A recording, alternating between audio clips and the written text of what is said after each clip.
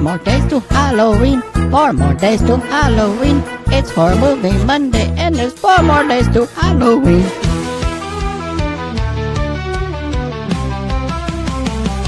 It's Horror Movie Monday.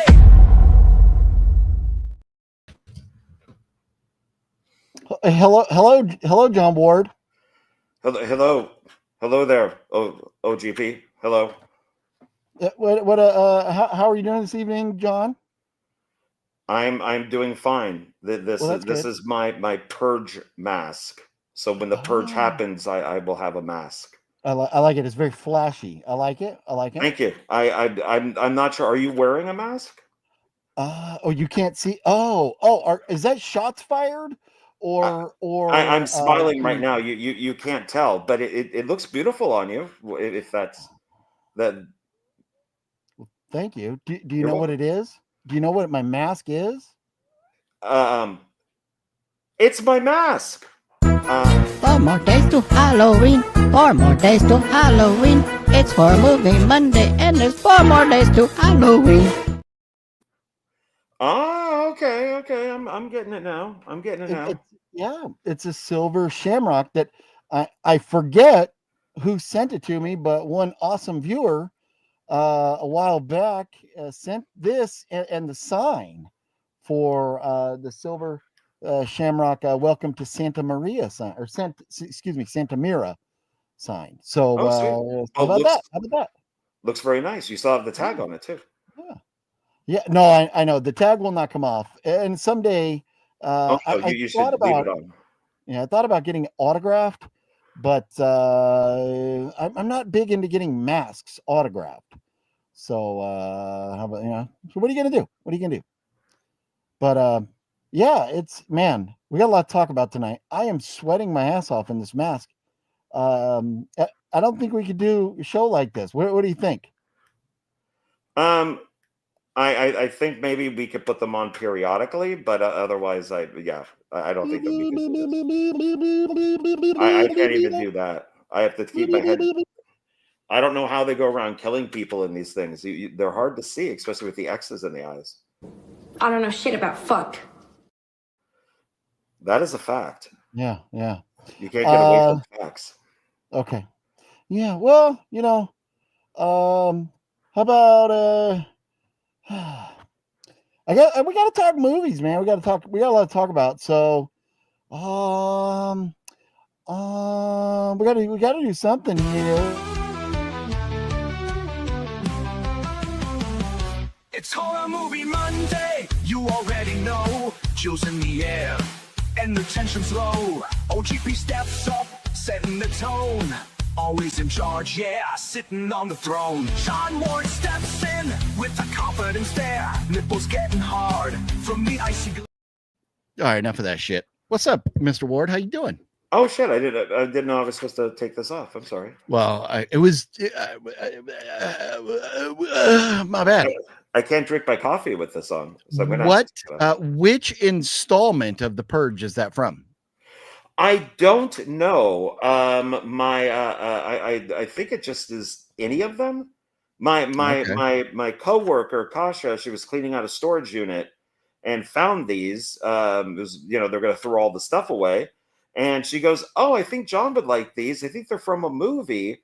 And there's 3 of them. There's 2 of these, and then a different one.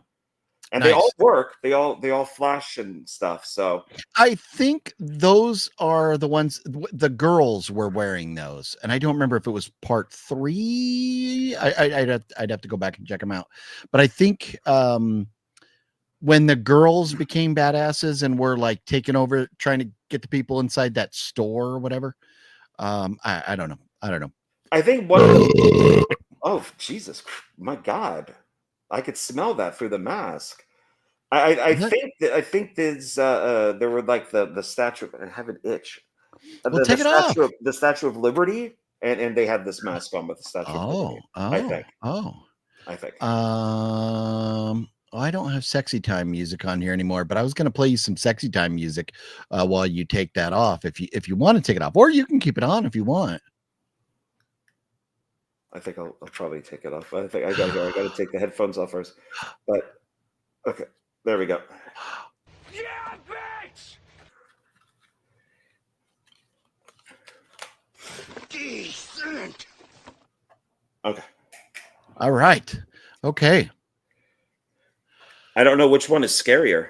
Ooh, right.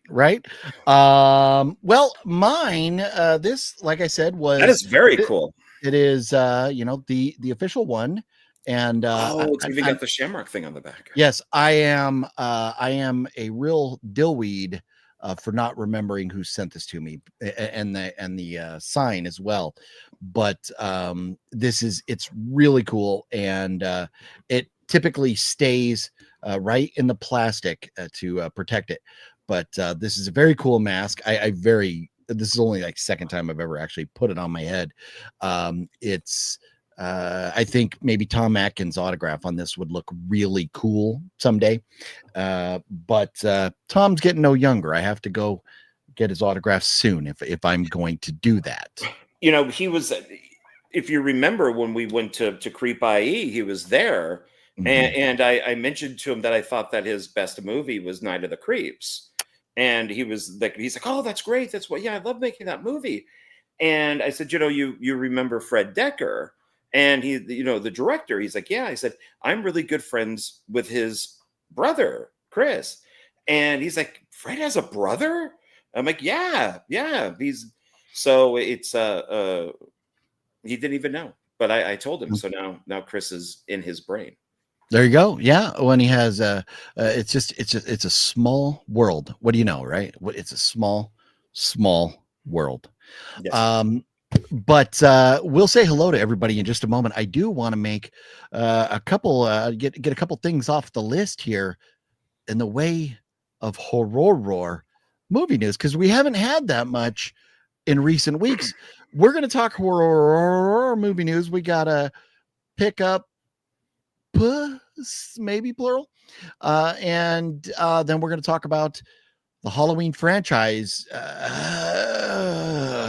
the trilogy, the trilogy, and then we're going to give our rankings. John and I are going to rank the entire 13 Halloween films and let you know which ones are our favorites. But for right now,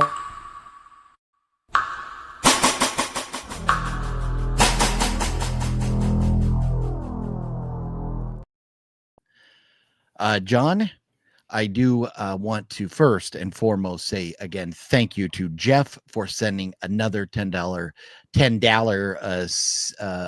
Man, listen to me. I just suck at talking at the beginning of every Horror Movie Monday. $10 PayPal donation channel support from Jeff. So thank you very much, Jeff. Really appreciate that. It's folks like you that help keep us going. So thank you, Jeff. Really sincerely. And it is Halloween week, so we've got a lot to talk about in the way of Halloweeny stuff. So this is going to be a fun episode.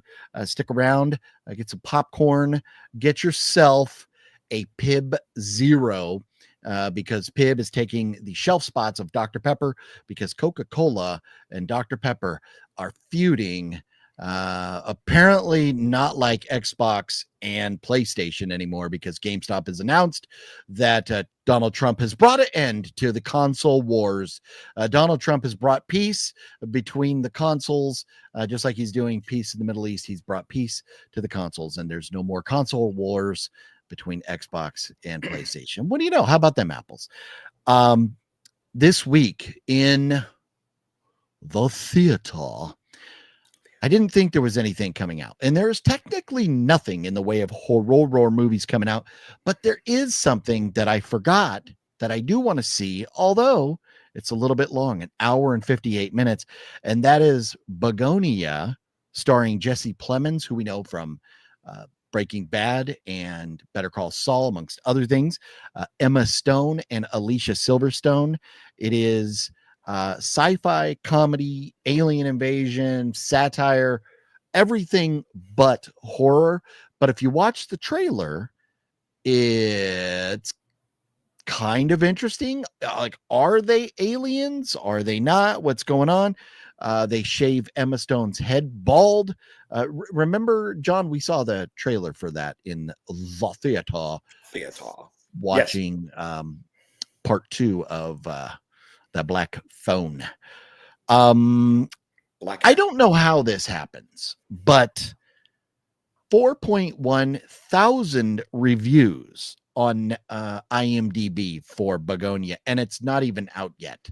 So I'm going to start questioning, in addition to questioning the Rotten Tomato scores, I'm going to now start questioning the IMDb scores.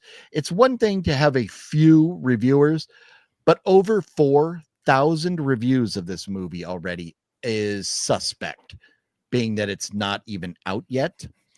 And they give it a 7.6 on IMDb. I will be the judge of that after I see it later this week in the theater. Are you excited for Begonia, John? I'll watch it streaming. I don't think I need to see it in the theater unless it's, doing really well. But okay. Yeah, fair enough. And then next week, Predator Badlands comes out. So I don't know, man. It's officially rated PG-13. Why do we need a Predator movie that's rated PG-13?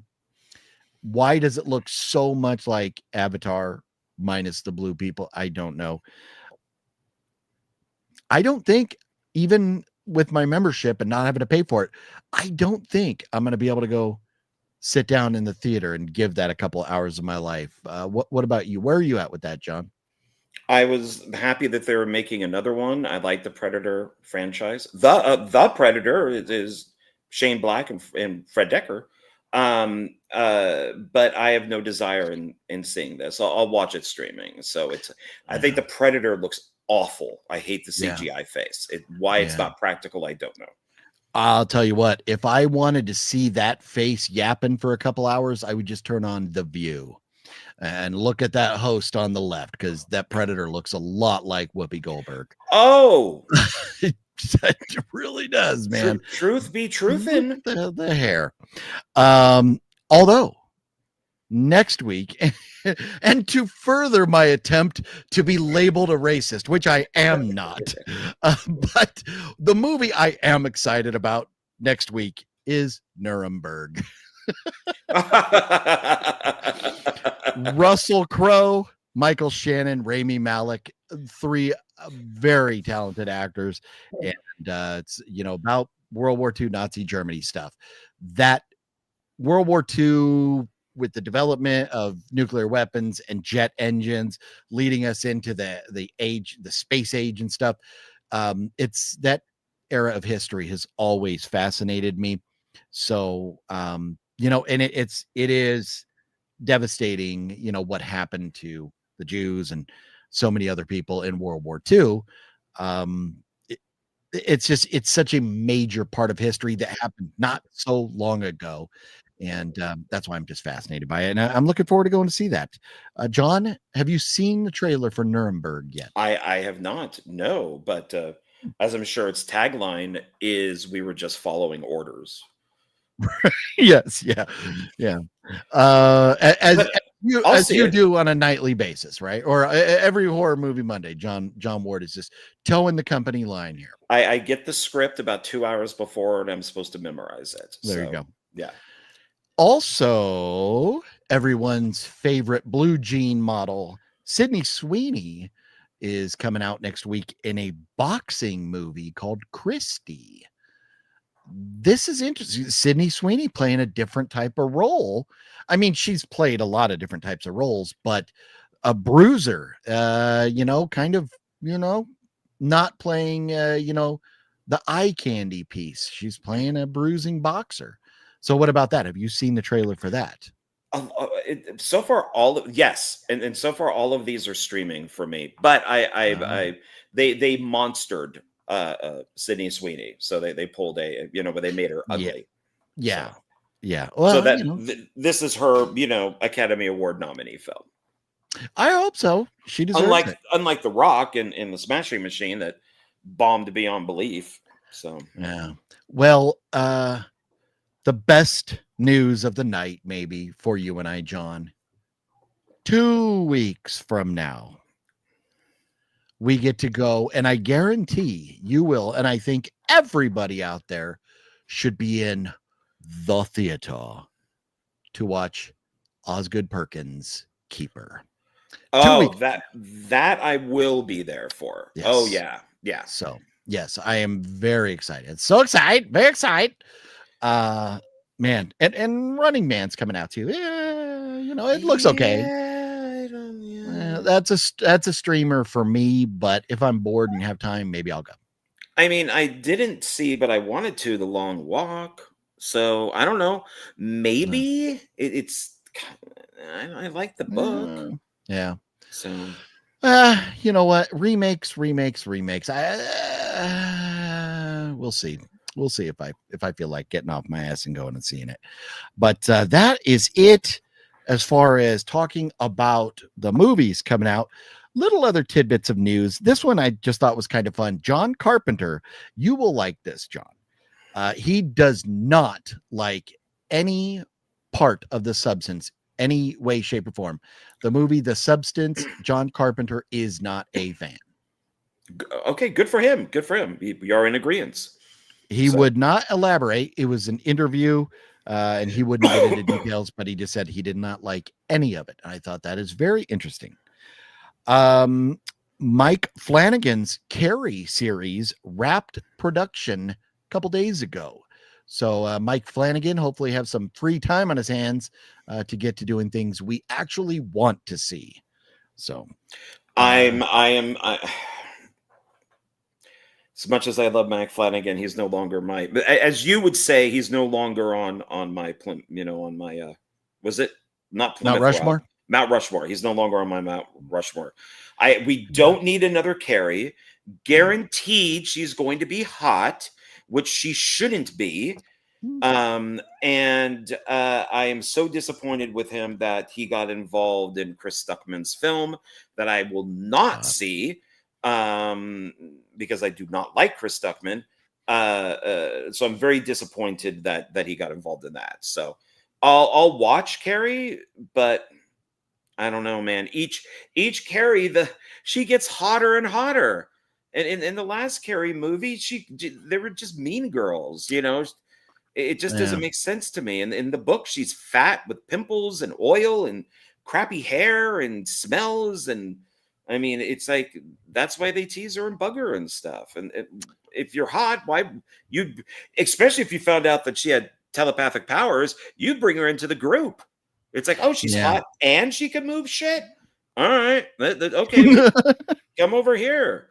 But, in these days, I'm sorry that if you're going to have a bunch of mean girls running around and you could do telepathic crap, you're going to get rid of them very quickly. And that whole argument is funny because one, I believe you, but two, so many movies now, they intentionally cast girls who are not typical like Hollywood bombshells. They're going with the odd looking girls lately to kind of, prove a point that they're not being sexist or something. So this will be interesting. But Mike Flanagan's Carrie series is going to have Heather Graham, not as Carrie, but Heather Graham's in it. Katie Sackhoff, which we like both of them. Mm-hmm. And it's also going to have Kate Siegel, who I don't remember what I know her from, but I do. That's his wife. Kate Siegel. Yeah, not Katie Seagal, but. Am I getting the name wrong? Let's see.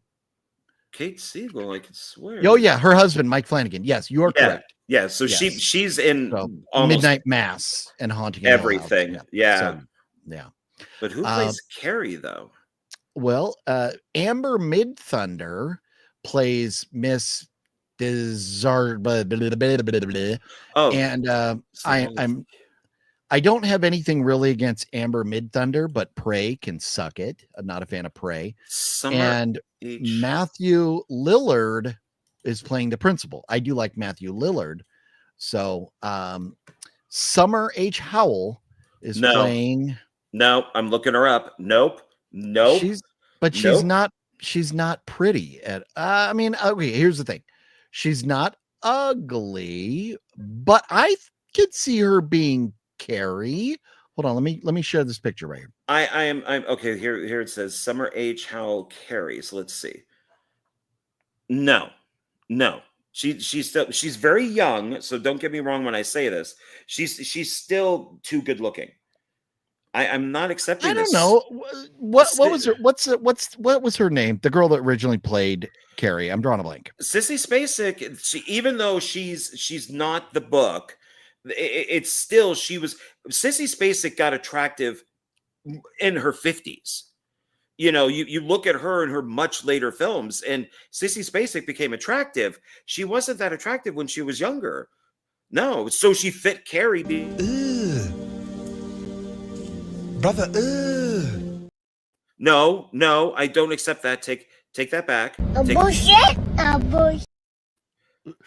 Sissy Spacek she was kind of attractive when she was younger, and she just got uglier and uglier and uglier. I and will uglier as she completely went. disagree with that. Oh, She became more wow. attractive the older she got. Oh yeah, no, Oh. I wholeheartedly disagree. I've never really found her attractive, and that's why I thought she was a good Carrie. And this girl kind of looks, I mean, like fair skin, freckles, and stuff. Kind of, looks like she could If they not ugly her fill in up, for Sissy Spacek. maybe Yeah. just since we're all about body positivity and all that stuff, go hire a fat chick who's like 300 pounds and ugly her up, and you got Carrie. There you go. That you John, checked off a box because you John, hired somebody overweight. you have a problem. Nobody wants to go to the theater. As much as Hollywood wants you to believe that, nobody wants to go to the theater and look at an ugly person. But That's why even ugly Betty wasn't really ugly. Nobody wants to see that. Let's see, how old is she?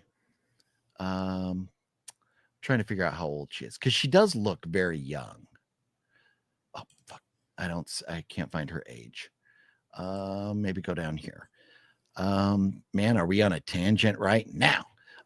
Born, well, it just says May 22nd. Oh, she's Canadian. Forget it. Boycotting. Tariff it.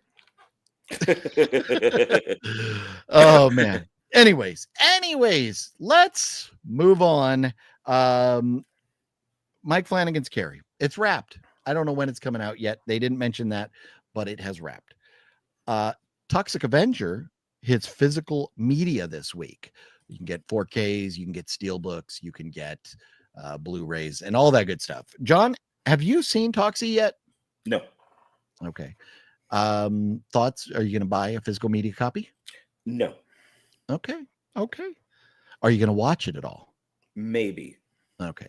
I really liked it. I don't think I liked it enough to buy a copy, but I enjoyed it. I don't know. I just have no interest. But I'll maybe, if I can watch it for free, and maybe I'll like it. It'll be Maybe free it's at some point. maybe it's one of those movies where I don't have an interest, but when I sit down and start watching it, it'll be like, oh, I actually like this. So That's where I was, and that's why it took me several days to get off my ass and go to the theater. So hopefully, if you do, you enjoy it. John Carpenter's, this should interest you, but I can't imagine it needs an upgrade. In the Mouth of Madness is getting a 4K steelbook release from Arrow Video.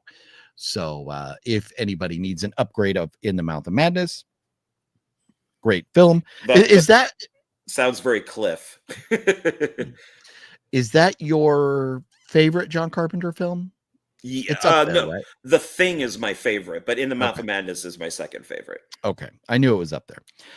And then also John Woo fans, the 1992 classic Hard Boiled is getting a 4K release next week, not tomorrow, nice. but next week. So, so everybody loves Hard Boiled. Everybody had seen it. So there you go. That in the way of movie news. John, do you have any movie news that we have not covered? No. Okay. I don't think so. No. Well, let's say hello to everybody, and then we'll jump into pickups quickly, and then we'll talk about some Halloweeny. Also, while we're saying hello to everybody, very curious, This week is Halloween. This will be the last horror movie Monday before Halloween. So we're curious, what are you all doing? How do you celebrate Halloween? And do you have any traditions that are fun that maybe other people should try?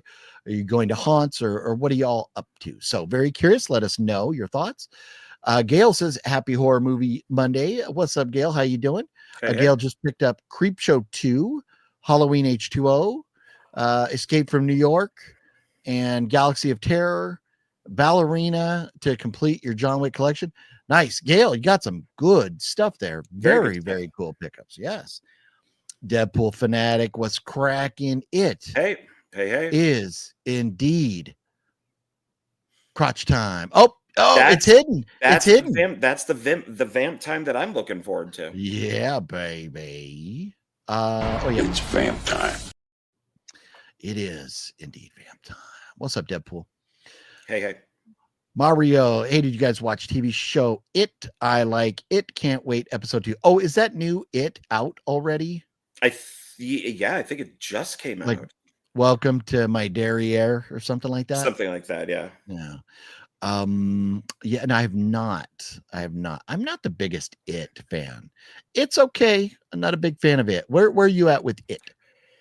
I'll check it out. I'm more of a Tim Curry It fan. So, the original, but I will. Stephen King's turned me off a little bit recently, and you probably know why. So I'm a little iffy, but I'll check it out. Sure, I'll watch the first episode. I like the movie, the two new ones. Yeah, to me, this is a common theme with movies nowadays, is to take something that was one movie or one book and make it into multiple movies. And that's what they did with It, with part 1 and part 2. The Tim Curry movie back in the 80s I think it was 80s, right? It wasn't 90s. Or was it 90s when that came out? 80s. 80s, right? Yeah, that's what I thought. That was good enough for me. Hi. Make it just remake the movie, but they did the same thing with The Hobbit. We did not need 3-hour movies from something that was an hour and a half cartoon that was better than all three of those combined. I will say with the new It, with the movies, I don't know why they decided to make the same mistake that the 80s miniseries did, which is because it's not that way in the book, is that they separated it. They did the kids and then they did the adults, and everybody said for the original series that the kids part was much more interesting. It was better than the adult. So I'm not really sure why you would do that again, unless just to get 2 parts. And it's curious, is Pennywise is not the main villain in the book. The clown is just one thing that it turns into. So but they've kind of made it that, if I'm remembering correctly. So, but I'll check it. Sure, I'll check it out. Why not? It's got to be better than Peacemaker season 2. Ooh, pew pew pew pew pew pew pew with James Gunn. Pew pew pew pew pew pew. We definitely need a shots fired. We don't have a little shots fired video. We can just go that. Noise. We can cut them off and go, that's not noise. But yeah, man, I don't know. I'm not the biggest It fan. Maybe at some point I'll probably pop it on and give it a shot. But we'll see. House of G fam, what's up? Hey, hi there. Jonathan, what's cracking? How's it hanging? About 10 inches? OGP John, it's finally Halloween time. It is indeed Halloween time. It is. Thank you. So, it is. Very curious what everybody's going to be up to this Friday evening. Let us know. Metal Guy, what up? Happy Halloweeny to you. Halloween, yeah, definitely. And let's see here. Jeff is in the house. Jeff, again, thank you for the channel support, homeboy. Really, really, really appreciate it. Masashi. What's up, Masashi? Masashi wants to know if it's vamp time. It's vamp time. It's vamp time. Okay, it's vamp time. We like vamp time. You like vamp time? Vamp time. Vamp time. Oh, Gail's watching Bad Candy tonight after Candy Corn. Okay, nice. I love the candy themed marathon. Yeah, I like Candy Corn. Not the greatest ever, but it was a fun movie. Have you seen that one, Candy Corn? I haven't, but I do like the candy. Oh, yeah. Ooh. Don't ever give me shit. What did you give me shit for? Circus Peanuts? Were you giving me shit for liking Circus Peanuts? No, I like peanuts. Okay. What about Black Licorice? Oh, that I don't like. It's only Okay, red. maybe that's what it was. There was something I thought that you were giving Well, me shit. nobody except freaks of nature like black licorice. Nobody. You might be the R word, sir. You might be.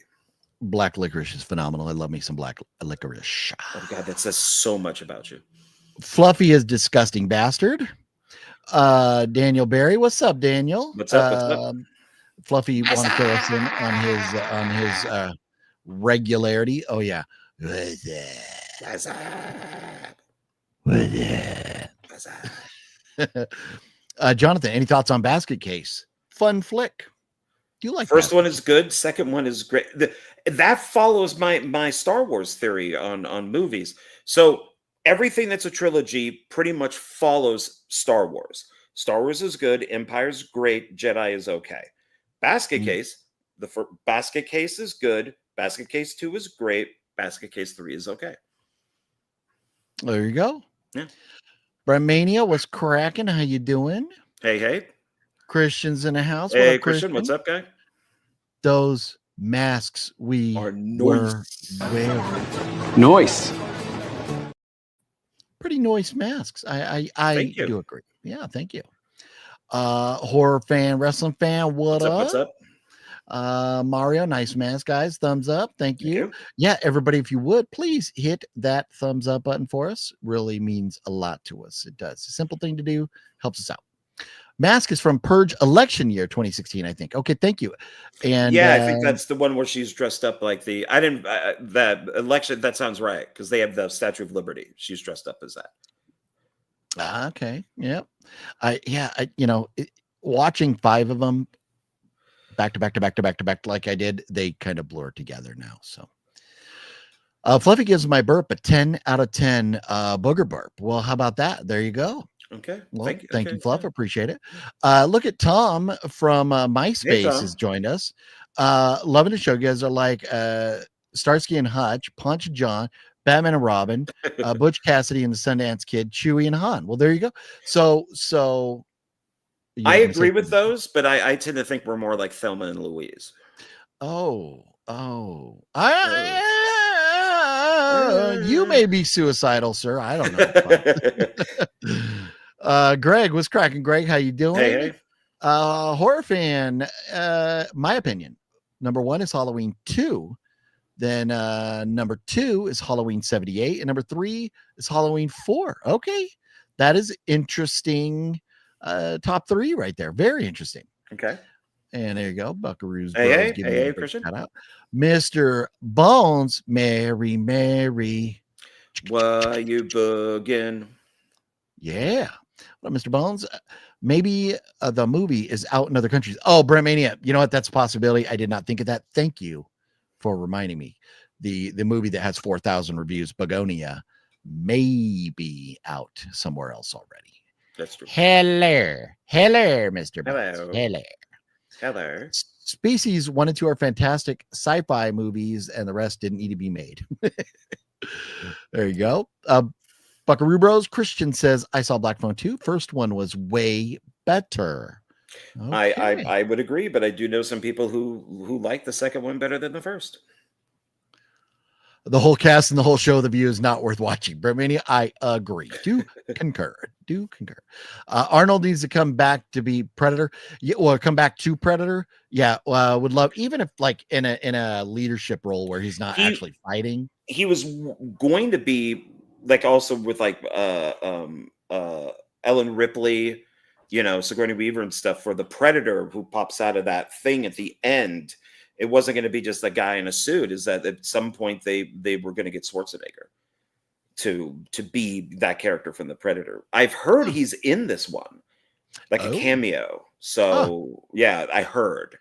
Allegedly heard. But there's no humans in it, right? I don't know. Well, I guess we'll have to wait and see. Yeah, I don't. I'll watch it when it comes out. You know, I'll stream it, or if it gets really good reviews. I've heard it's a little woke. I've heard that the female in it is, you know, it's kind of like Prey. And I understand there's different predators, there's different clans and stuff. I just hate the look of this predator. I just really do. James Ottawa is here to see my butt crack. Let me show you my butt crack. There it is. I would love to be in that butt crack. Oh, I'm sure you would. Jim Carrey as the new Freddy Krueger has gotten really popular. Oh, so fingers crossed. So you would like that. I don't know. I don't think I want it, but I'm not the biggest Freddy Krueger fan anyway, so maybe I don't care. So I guess Kevin Bacon is out of the running these days because he that's been there for like 20 years. People wanted him. Yeah. I liked The Substance, but my mom and dad turned it off. Well, you know, it depends. For a lot of people, there was way too much booby. That's the only reason why I liked it. I give both of them a ton of credit for all the nudity. I just hated the man hating in it. I'm tired of movies just hating on men. Yeah. Yeah. I heard that Universal is talking about remaking Creature from the Black Lagoon. That's been like 30 years. They've been to John Carpenter at one point was going to do it. So except it fell through and he did Village of the Damned instead. I'm going to jump ahead a little bit because we are falling way behind. And somebody sent a super chat and I have not got there. Travis Mitchell, what's cracking? Hey. How you doing?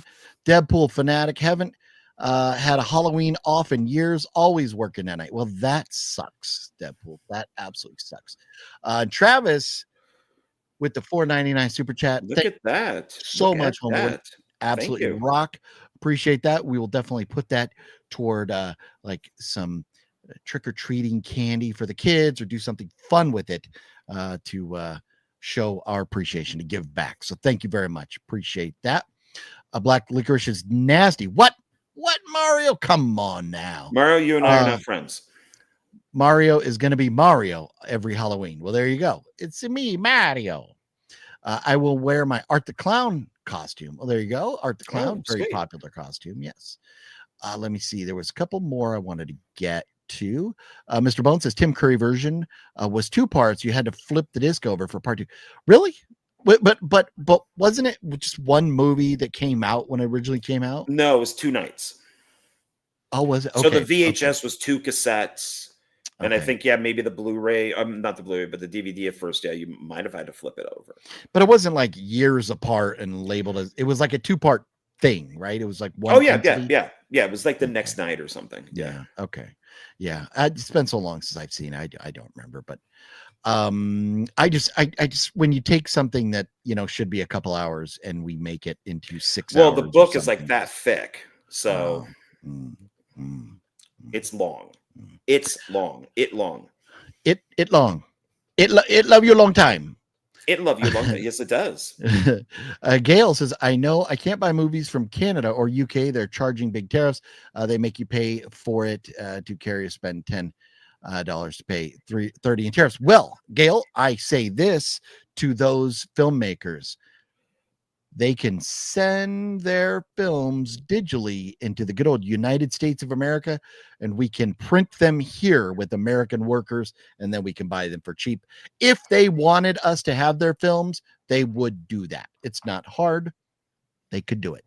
So I get it. I know a lot of people are upset about the tariffs, but tariffs will just help, in my opinion, American workers. Done with politics. I get it. There are some movies, especially like, you know, from Australia or whatever. I'm not getting screeners from, you know, the Southern Hemisphere anymore. So I understand. It's frustrating, but, you know, it is what it is. What are we going to do? I still want to see a horror version of Masters of the Universe in the style of Game of Thrones. That would be cool. Yeah, it's interesting. Yeah. Yeah. I would like to see King write it on write an It sequel set another 27 years with the characters in their 60s and 70s. I could easily see people like Denzel, Sigourney Weaver in those roles. Well, that'd be kind of cool. Yeah, why not? He did Yeah, Doctor love me some Sleep. Denzel. So. I mean, I needed to watch something good because I knew I was coming up to this bullshit. So I had to put on the Equalizer, the first Equalizer movie. That is a good go-to that definitely makes me feel good about movies again. John, you might like this show. It sounds like it's more like the book stuff. You're saying there's not showing the clown yet, just evil shit is happening. And that first episode was pretty wicked. Well, there you go. From Okay. Mr. Well, thank you, Mr. Bones. I will. Yeah. I will. Maybe after the show, I'll check it out. Travis says The Purge Anarchy is the best one, in my opinion. The only one that utilizes concept fully and doesn't overstay its welcome. Frank Grillo steals the movie. Love Frank Grillo, man. Yeah. Frank Grillo he's growing on me. Frank Gorilla is awesome. Yeah. You know, and all the Purge movies, I enjoyed them all, some more than others, but I think they were all kind of fun. So that was good enough for me, which surprised me because I thought there was going to be a couple that I was going to flat out hate. You guys are more like Turner and Hooch. He's Hooch. He's no, Hooch. no. I'm Turner and you're Cooch. We're Turner and Cooch. Okay. Having double feature of Weapons and Talk to Me, Masashi. Nice. Yeah, I guarantee you'll like one of those movies. The other one, I'll be curious to hear next week what your thoughts are. More like Bert and Ernie. Here you go. More like Butt and Ernie. Maybe you two are Bert and Ernie. Well, there you go. Yeah.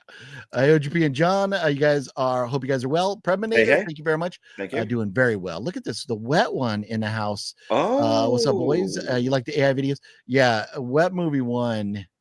He's come out of the closet. He makes videos of men making sexy times because that's what he dreams about. So there you go. I'm unpopular and I don't like Halloween 78 much at all. For me, it's 2018 Kills, then H3 tied with H4. Wow. That is interesting. That is very interesting. That's risky. It is. I mean, and that's the second comment tonight that has not put 78 at the top of the list. That's very interesting. Wet One says, but I know it's not out yet, but have to plug my executive interview with the director of Terrifier. Oh, yeah. So, yeah, Wet Movie 1 ran into Damien Leone and got to hang out with them for a little bit and get an interview. Sweet. And he didn't have to pay for it at a convention. So that's even sweeter.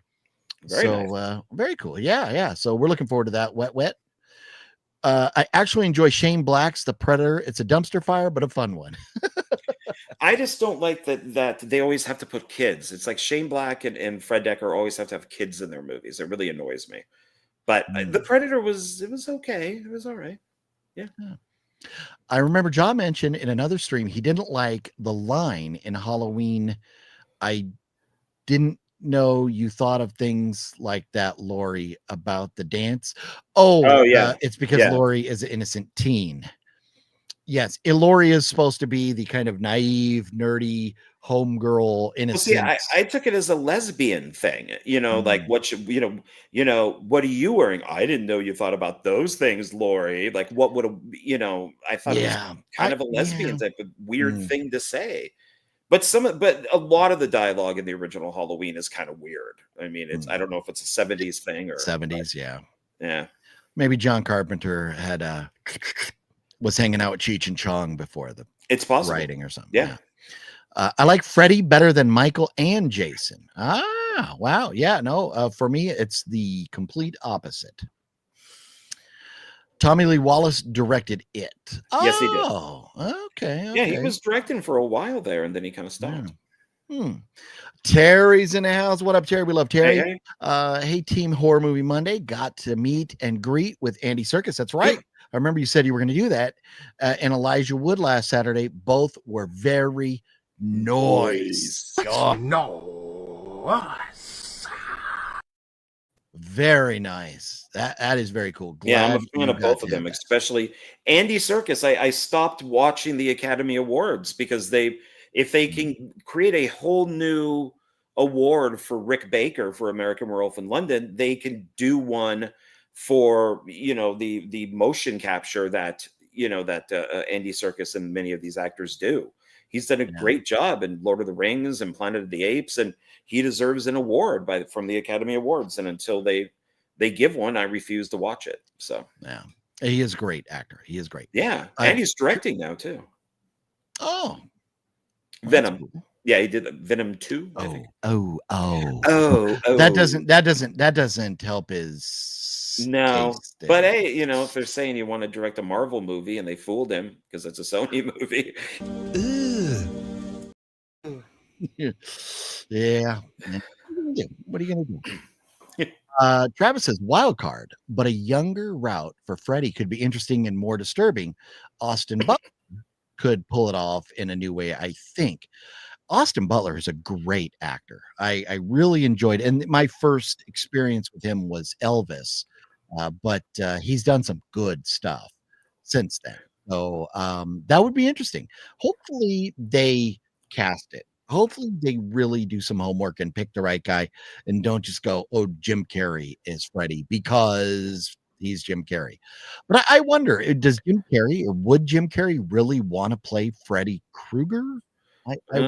He seems to be pretty PC these days. Yeah. Mario says, hey, just asking OGP, you saw that guy say fuck Halloween 2 Rob Zombie. We did watch both Rob Zombie movies, and I'm drawing a blank on who says fuck. Are we talking about the security guard? Not the security guard, right? I don't remember. Isn't it? It's you probably know his name better because he's now in more Rob Zombie movies. But isn't it the guy taking the trash out?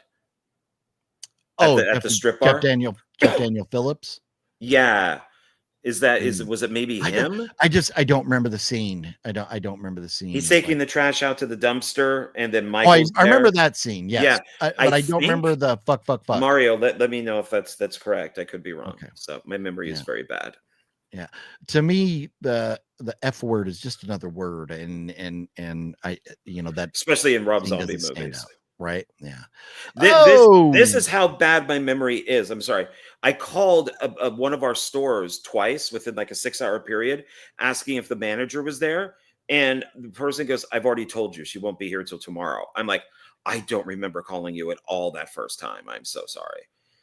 Memory just sucks, man. We don't know.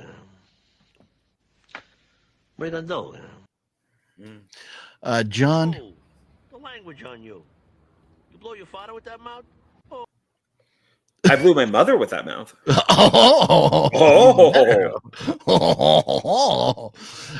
We got to get caught up because we got to do some pickups. We don't have a lot of pickups. We have a little bit of some pickups. No, but we're going to spend a lot of time, I think, talking about these movies. So yes. So a couple more comments, and we'll jump into the pickups, and then we'll try and get caught up with some comments. More in a minute. Stephen King is a fantastic author, but looked like a horror character when he was young. He still looks like a horror character. You know what he looks not like? A good looking guy. He looks like one of the Whoville people from the Dr. Seuss's Grinch. Yes, he has between his nose and his mouth is like way too far, like the Whoville people. I love King. I have a huge collection of King movies right back there, and I've read a fair amount of his novels. I just wish, sometimes www.zipit.com.org. Yeah.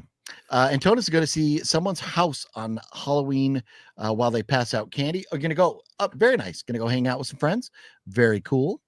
Have you seen the Slenderman documentary on HBO? Yes. The documentary? No. Yeah, it's a good documentary because it really gets into like the two girls who stabbed their friend multiple times. Is this about like real life Slenderman or about the movie? It's the real effects of what the Slender Man, thing has had, and these two girls were like worshiping Slender Man, and so to give him an offering, they took their friend out into the woods and stabbed her multiple times, and the girl survived, but the kids, since they were underage, I don't really know. I know that they were convicted, so but they might be in like a psych ward. But it's a really good documentary. It gets into the whole history and all that of Slenderman. Okay, yeah, that sounds interesting. I'll definitely have to check that out.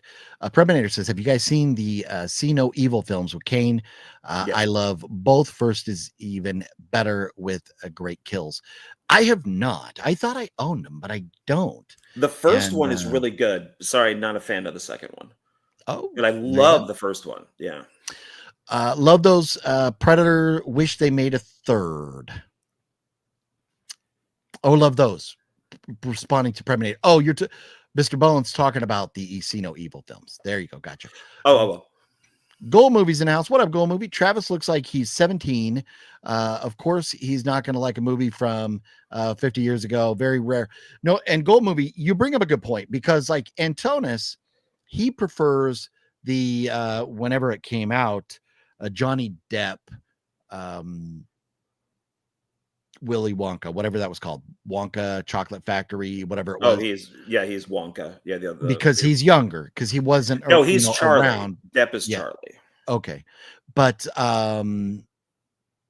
it was, he likes that movie better than the Gene Wilder movie. But that's because he's younger. He wasn't around when the Gene Wilder movie came out, and I do think that makes a difference. So, Gold Movie, I think you have a point. 1978 is my favorite. Return of Michael Myers, Halloween 3, and Halloween H2O. So 78, then Return of Michael Myers, then Halloween 3, then H2O for Gail. Okay, that's a solid list. Yeah. Bob's comments about Lindsay in Halloween 78 would not fly now. Well, I don't remember the comments. Bob's like this comments is specific dialogue in the film. Well, Bob was the boyfriend. Lindsay was the little girl that was being babysat. Did they? Oh, because he talks to her on the phone.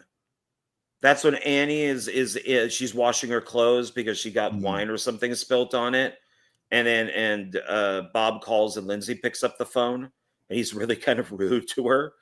It's like, yeah, just put her on, just do it, just go get her, put her, Yeah, he's kind of rude to her. So we have just watched 13 Halloween movies. Some of these smaller details are blending or just kind of fading away.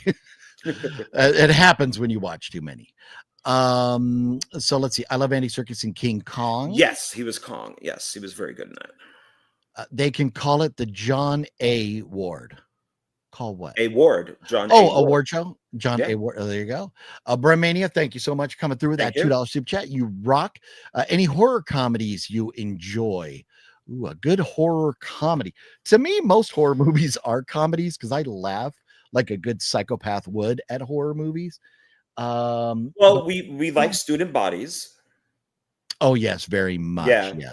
I like Return to Horror High, but I think Student Bodies is better. Slasher wise. Yeah.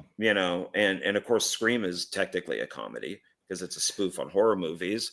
You also have, and I mentioned this to you, What We Do in the Shadows. I don't know. I think the movie is hilarious. The vampire and werewolf movie. I haven't seen the TV series, but there's some good stuff out there. Yeah, I suck at trying to think of things off the cuff, but a couple of the scary movies were funny, like the first couple. Yeah, and I remember what I don't know how many of those that I've seen. I the first one for sure, but beyond that, I don't know. Just because I don't gravitate toward comedy, I gravitate toward darker horror, and I laugh at that stuff because I'm a psychopath. Yes, and I'm being corrected below. Yes, you are correct. Yes. Friday the 13th box set is now out of print. Well, how about them apples? Interesting, Gail. Richard Brake says it after he crashes. Oh yeah, in Halloween 2 when they hit the cow. When they're the ambulance. Yeah, right? and he's got all the blood and he's all messed up and he's like, fuck. Yeah. Fuck. Yeah. His blood's just kind of, Richard Brake is great.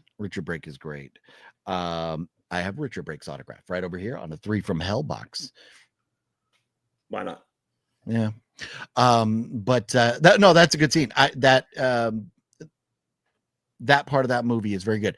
And it's we're going to get into our rankings on that stuff here very soon. So, I do want to talk more with everybody. There's so many comments. We could be here all night.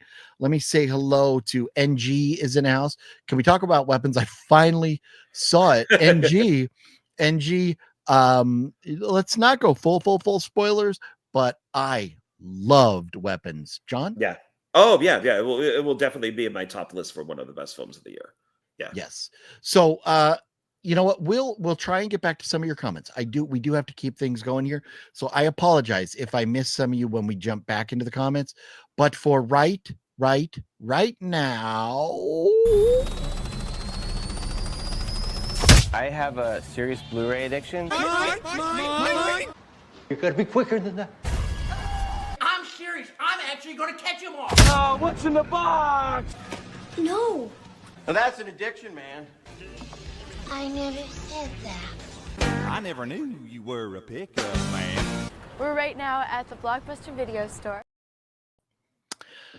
John, you have Yes. some pickups this week. I don't. I have nothing. Nada, zilch, zero in the way of pickups. Personally, I have been nowhere. I have this card that you can leave when somebody parks like an a-hole. You can leave this on there saying learn how to park. But I have no pickups in the way of movies. What do you got over there, sir? Well, I ordered this and I was hoping it would show up before a video that I did. Donald Wills and I did a video that comes out tomorrow. It's for film discussion, and we talk about Nostradamus. Not Nostradamus. I keep saying Nostradamus. Maybe I should do a video on Nostradamus because I don't know shit about fuck. apparently I don't know shit about Nosferatu. We did a whole video on, and I do mess it up in the video. I do from time to time say Nostradamus, but with Nosferatu, we Donald's idea was to review the 3 films, the original silent and then the 2 remakes. I, of course, being me, brought in a bunch of other stuff into it, sequels, documentaries, and stuff like that. This is one I was hoping that would come in and I could watch it and then talk about it on the video, but it came in too late. Ooh. So yeah, it's got its little slip there, so which is nice. So yeah, this is for people who don't know, this is in the book for Dracula. This is the ship that Dracula takes from place to place and kills everybody on board. So, and this is in all 3 Nosferatu films. Mm. And there is a shot of a ship in Nosferatu in Paris, which is the sequel to the Klaus Kinski one. There is like a shot of a ship, and I'm assuming it's supposed to be this. Yeah, and they even go on a ship, although it has a different name in the 1931 film Dracula, but they call that ship something else. But they also, I found this interesting because I've been watching the Universal horror like monster movies. Good for you. With Frankenstein, they changed his name from Victor Frankenstein in that movie, 1931 Frankenstein. Do you remember what they called him? So weird. I don't. Henry. That's right. Yeah, Henry Frankenstein. Yeah. Because they thought Victor Frankenstein would freak people out too much in America. They thought America wasn't ready for the name Victor. So they changed it. So I wonder if in Dracula, if they changed the Demeter to whatever it was called for that same reason, maybe. I don't know. But that was interesting. And I learned that the other day. So I thought I would throw that out there. Yeah, no, that is interesting because a lot of that stuff has changed. A lot of it because of copyright issues, and then the Bram Stoker, estate has big problems. But this bombed, but I want to see it. So it did bomb. It's got a 6.1 rating on IMDb, which is a decent score, and I loved it. I thought it was great. To me, it's slower, like a Hammer film. It's dark and evil. Some jacked up stuff happens in it. It's suspenseful. So, I don't want to spoil it at all because have you seen it yet? You have not seen it yet. No. I just know, like the ship goes from Carpathia to London. So this is as they're on their way. I question a couple things about this because of the time period. There is a black guy, and it looks like there's a little kid.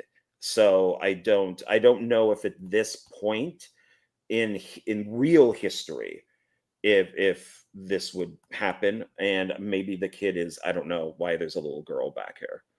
I can tell you, for me personally, those casting or character choices, for whatever reason, did not impact my enjoyment of the movie. I thought the movie was very well put together, and the kid, one of my favorite characters. Really? So yeah. Okay. All right. Okay. You need to watch that soon so we can talk about it, because there's something that I want to say about the movie, but I don't want to say it to. Well, since we give you watched names. all of the Nosferatus and then other stuff, I thought maybe next year for Halloween doing the Dracula, Bela Lugosi, Horror of Dracula with Christopher Lee Hammer, and then doing Bram Stoker's Dracula, the Francis Ford Coppola one. And then so do 3 again, and then I could add in stuff like this on my own. Oh, there you go. Yeah. Yeah. I don't recall if I bought that or not. It's a fun video. It's one of our shorter ones. It's only 2 hours, and we talk about 6-8 movies, something like that shit. We talk about a lot of vampire stuff. So it's fun. It's a good one. Last house, it looks like I have not bought it yet, but that's a good one. That should be on my list. I don't know why I haven't picked that up yet, but that's a good one. I hope you enjoy it when you do watch that there. So is that it in the way of pickups? That's it, just the one. Well, you're 1 for 1 on the pickup. I do enjoy that film, and I think you got a good one there. So congratulations. I'm looking forward to it. Sue. Now, couple more comments. We'll get back to a couple more comments, and then we got to dive into these Halloweeny movies, because we are always running behind. Well, everybody has such good things to say, you know. Did you guys see PCS came out with a sick Michael Myers life-size bust pics on their website? Oh, so one my favorite cartoon as a kid was Robotech. Robotech and their parent companies and stuff have been fighting and for years and years and years about rights and legalities and stuff. And all we keep getting are new toys and new statues and new bullshit things. We want movies or we want shows. I am boycotting everything until, well, I guess maybe we're going to get more like Michael Myers stuff, but like with Jason Voorhees and Friday the 13th, like supposedly they're already filming that or have filmed the TV show, but we keep hearing this stuff that there's going to be more or whatever. And like with, Michael Myers, until we get something beyond this pile of shit, I can't see myself going out and buying anything. But that sounds very cool, Preminator. I was not aware of that. And that's sometimes it's you're so conflicted because you want these things, but at the same time, you're like, I don't want to support these assholes. So that's all I got to say about that. There you go. Scream Factory's going out of print, I hear. So yeah, I was sent something about that. So it's good that Cliff jumped ship. Yeah. Last week, I think it was last week, Wet Movie One mentioned that they were having a big sale. I went and looked, and they do got some cool stuff on sale. I am not trying to spend all that money right now, so I didn't buy anything. And most of the stuff they have on sale that I would want anyways, I already have. But yeah, I hope not, because we're running low on, movie distributors anymore. And Vinegar Syndrome and Severin do not have, historically, they don't release the type of films that you would get from, Scream and or Shout Factory. And I don't know if it's both. Is it just Scream Factory and they're just going to be Shout? If that's the case, that's fine. But if it's Scream / Shout Factory going out of business, that is going to be that's going to suck. So I think one of the problems is how many times can we buy Army of Darkness or you know, Evil Dead 2? I mean, it's just it's not. There's too much. There's too much stuff out there, and that stuff costs money. So if they're not selling it, you know, and I've always heard that they have problems with their collections. That there's like a bad disc or there's something that you need to, you know. Yeah. But they're usually pretty good about mailing out the replacements if there is an issue. Nobody wants to have to go through that. But if you do, at least the company does, you know, try and make it right. So I have a hair curled up and tickling my nose and it's driving me nuts. Let me try to get it here. Either that or it's like the cocaine residue or something. I don't know. Oh, you did it without me. My bad. Sorry. I know I said I wouldn't. Good thing I have the Friday 13th box set. I still have to watch the bonus features. Yeah, I haven't been through all the Friday 13th bonus features, but there's a lot out there between that box set and everything else that you could find. Check it because that's the box set that had the problems. Yeah. Michael Myers' face above OGP looks cool. It's doubling as a moon in the sky. Yeah, you know, when I made that background a couple weeks ago, I was trying to figure out like what to put or whatever, but you know, with it saying Halloween down below, I wanted Michael up above, but unless Michael was laying down doing a sexy pose, he wouldn't have fit in there. So I was like, you know what? We'll just throw that face up there. So thanks for that, Preminator. I didn't make the face, I just put it there. I'd love to see your video on Rock Me Amadeus. what a video on Rock Me Amadeus. Okay, so it's you might be joking. I am a massive Falco fan. One of my projects, bucket list movie I would like to make is a biopic on Falco. There is already one made from Austria because that's where he's from. I'm a massive Falco fan. I love Falco. So, and it was very sad that when he died, I did cry a little bit. So, because he allegedly took his own life. So he was all coked up and ran right into a bus. So, yeah. But yeah. I do remember back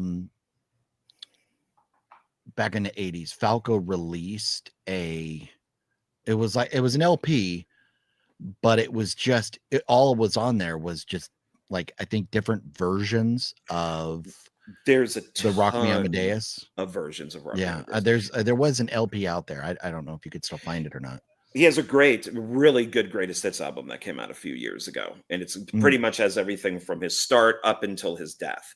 So because he still was releasing music after he died because he had done stuff, but he was he got all cokey and drunky and all that because he wasn't selling stuff. He was just kind of becoming a has-been. Well, I think too, living the life when you are that famous and the fame kind of drops off and then you get to the point where you can walk back down the street and people don't recognize you.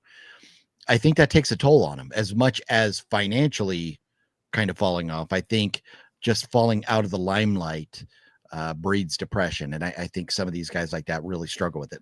Football players do, you know, they go, you know, they get the brain damage from the concussions and then they go commit suicide. Yeah, he was like the Elvis of Austria. There's at his grave, there's a massive like glass, you know, statue of him.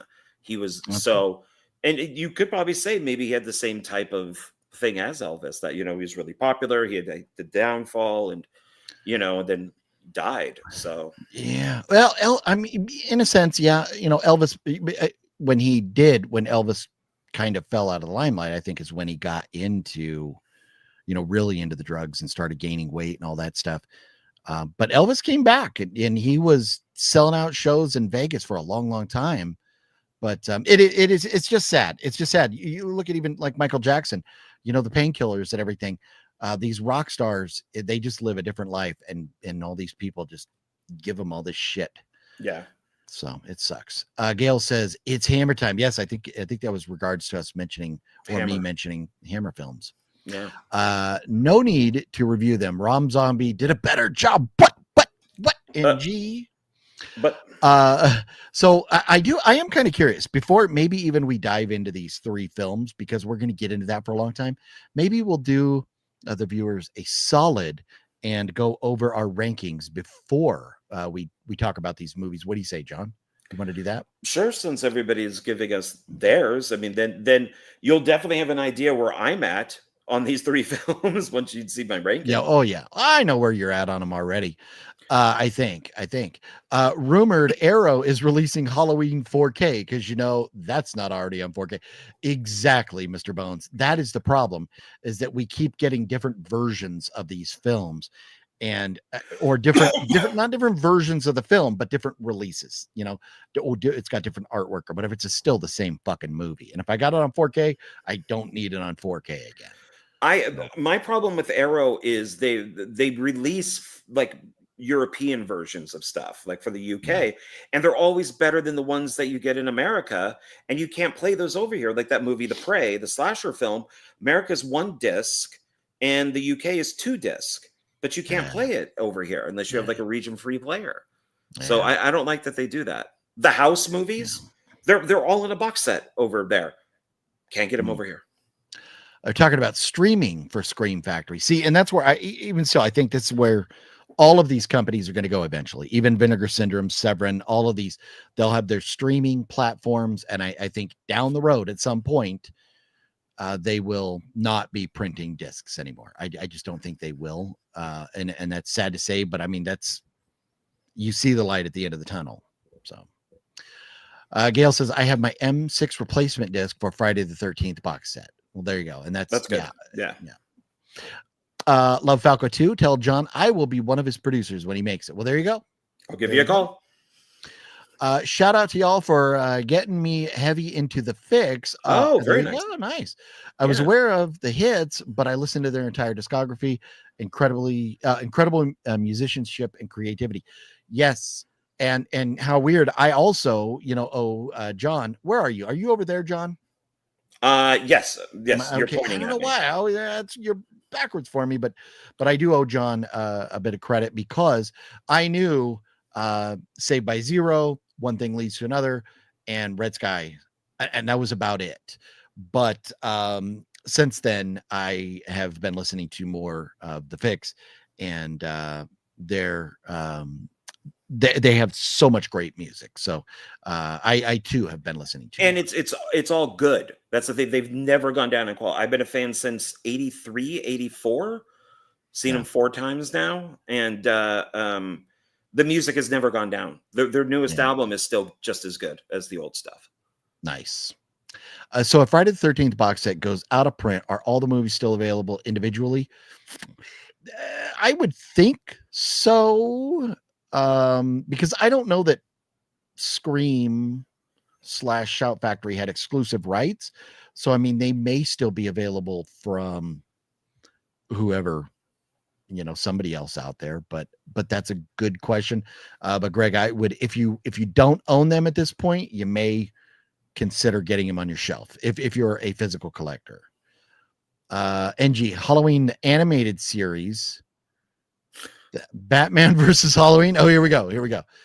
Satan streaming sucks. And you know what, Satan? I 100% agree with you, because you know what?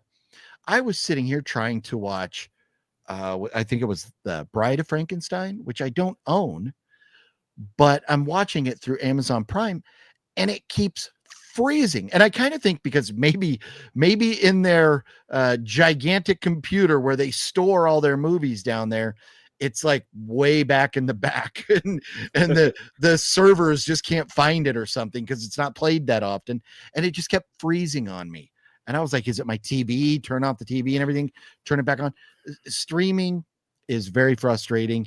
And so with this, I did get the digital copy. I put it on my Fandango at home account so I can watch them. And I did start, because of watching all 3, I kind of forgot the first one. So I went back and started rewatching 2018 earlier today.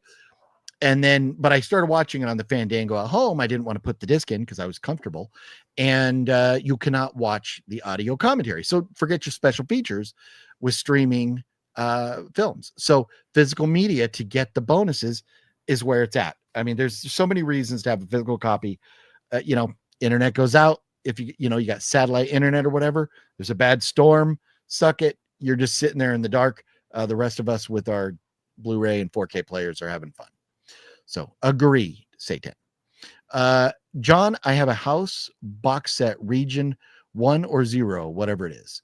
I think it's region 1. 0 would be for everyone, I think. But yeah, it's a great box set. It has all of them in it, and you just can't get it over here. So but I did hear, and maybe you know this because you have a 4K player. I've heard 4K players are region free. Yes, we talked about that last week, I think, or a couple weeks ago or something, maybe. But I'm not sure if it's all 4K players or whatever, but mine is indeed region free. I will have to get that when I upgrade.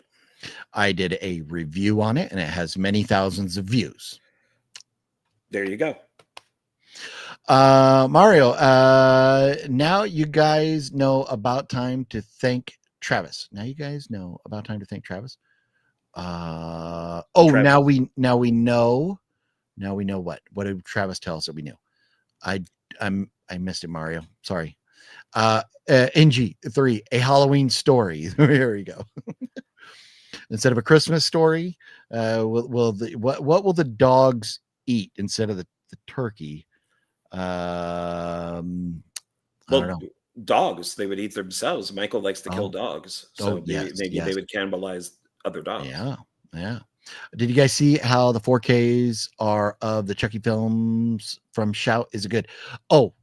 I am not the biggest Chucky fan. I have my Blu-ray collection, and that's all I will ever own. John, you don't have a 4K player yet, but do you have 4Ks of Chucky yet?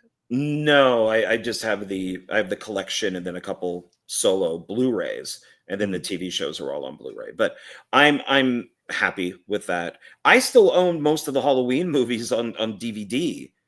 They're just it's fine. It doesn't bother me not to. No, I like them on 4K, baby. So you have shit movies on 4K. Not all of them. Did it make you like the trilogy anymore because it's on 4K?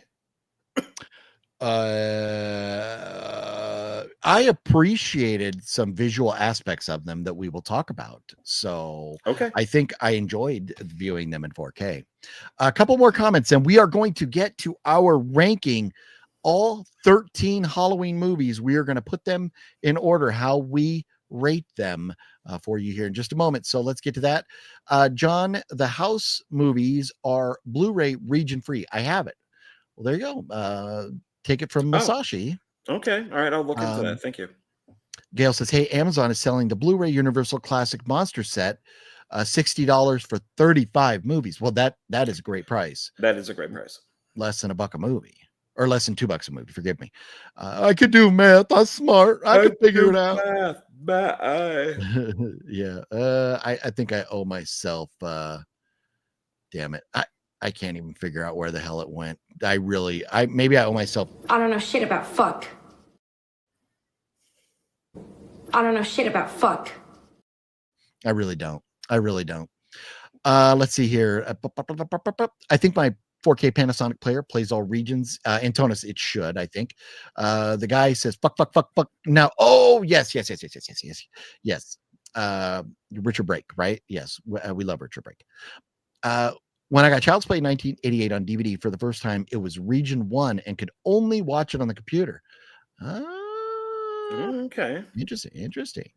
Why does great realistic horror movie like The Substance ruin the third act with complete monster surrealism? NG, that was one of my favorite parts. I just loved how batshit it went. It reminded me of like Dead Alive with all the blood and gore and just so much blood.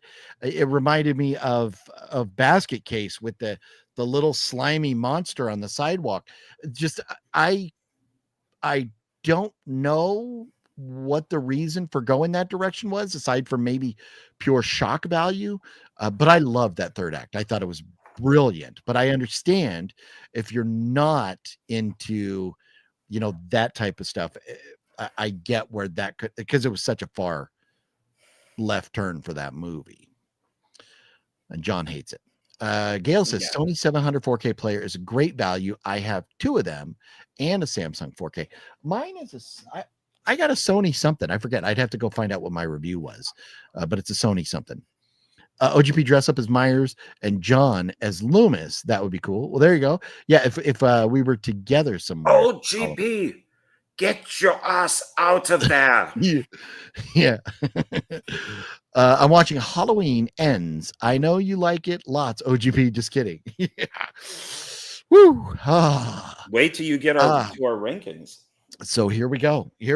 It is time.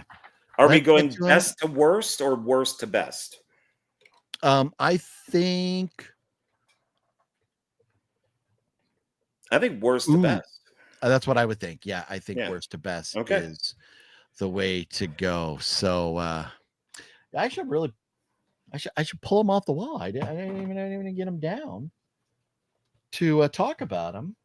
But you have the trilogy, don't you? What are you pulling down? All the Halloween films to show them as I rate them. Oh, I only have the 3. Well, that's okay. I'll do it for you. Okay. So, drum roll, please. John, this is going to be interesting. What is your least favorite Halloween franchise movie? Very least favorite. Shock us and piss us off. I hate this fucking movie. I absolutely hate it. I ranted to you while I was watching it. It felt like 5 hours. There's Halloween no way Kills. Halloween Kills is awful. It is one of the worst written films I've ever seen. It is horrible. It is. Oh my God, is it bad? It is. Instead of taking the fat off the meat, they left all the fat and very little meat. Yeah. I don't care about the beginning sucks with the fake Loomis, who I do like, but that whole thing sucked with Michael just standing there.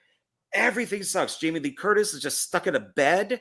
It's awful. It is horrible. Save your full rant for the reviews of the films when we're done.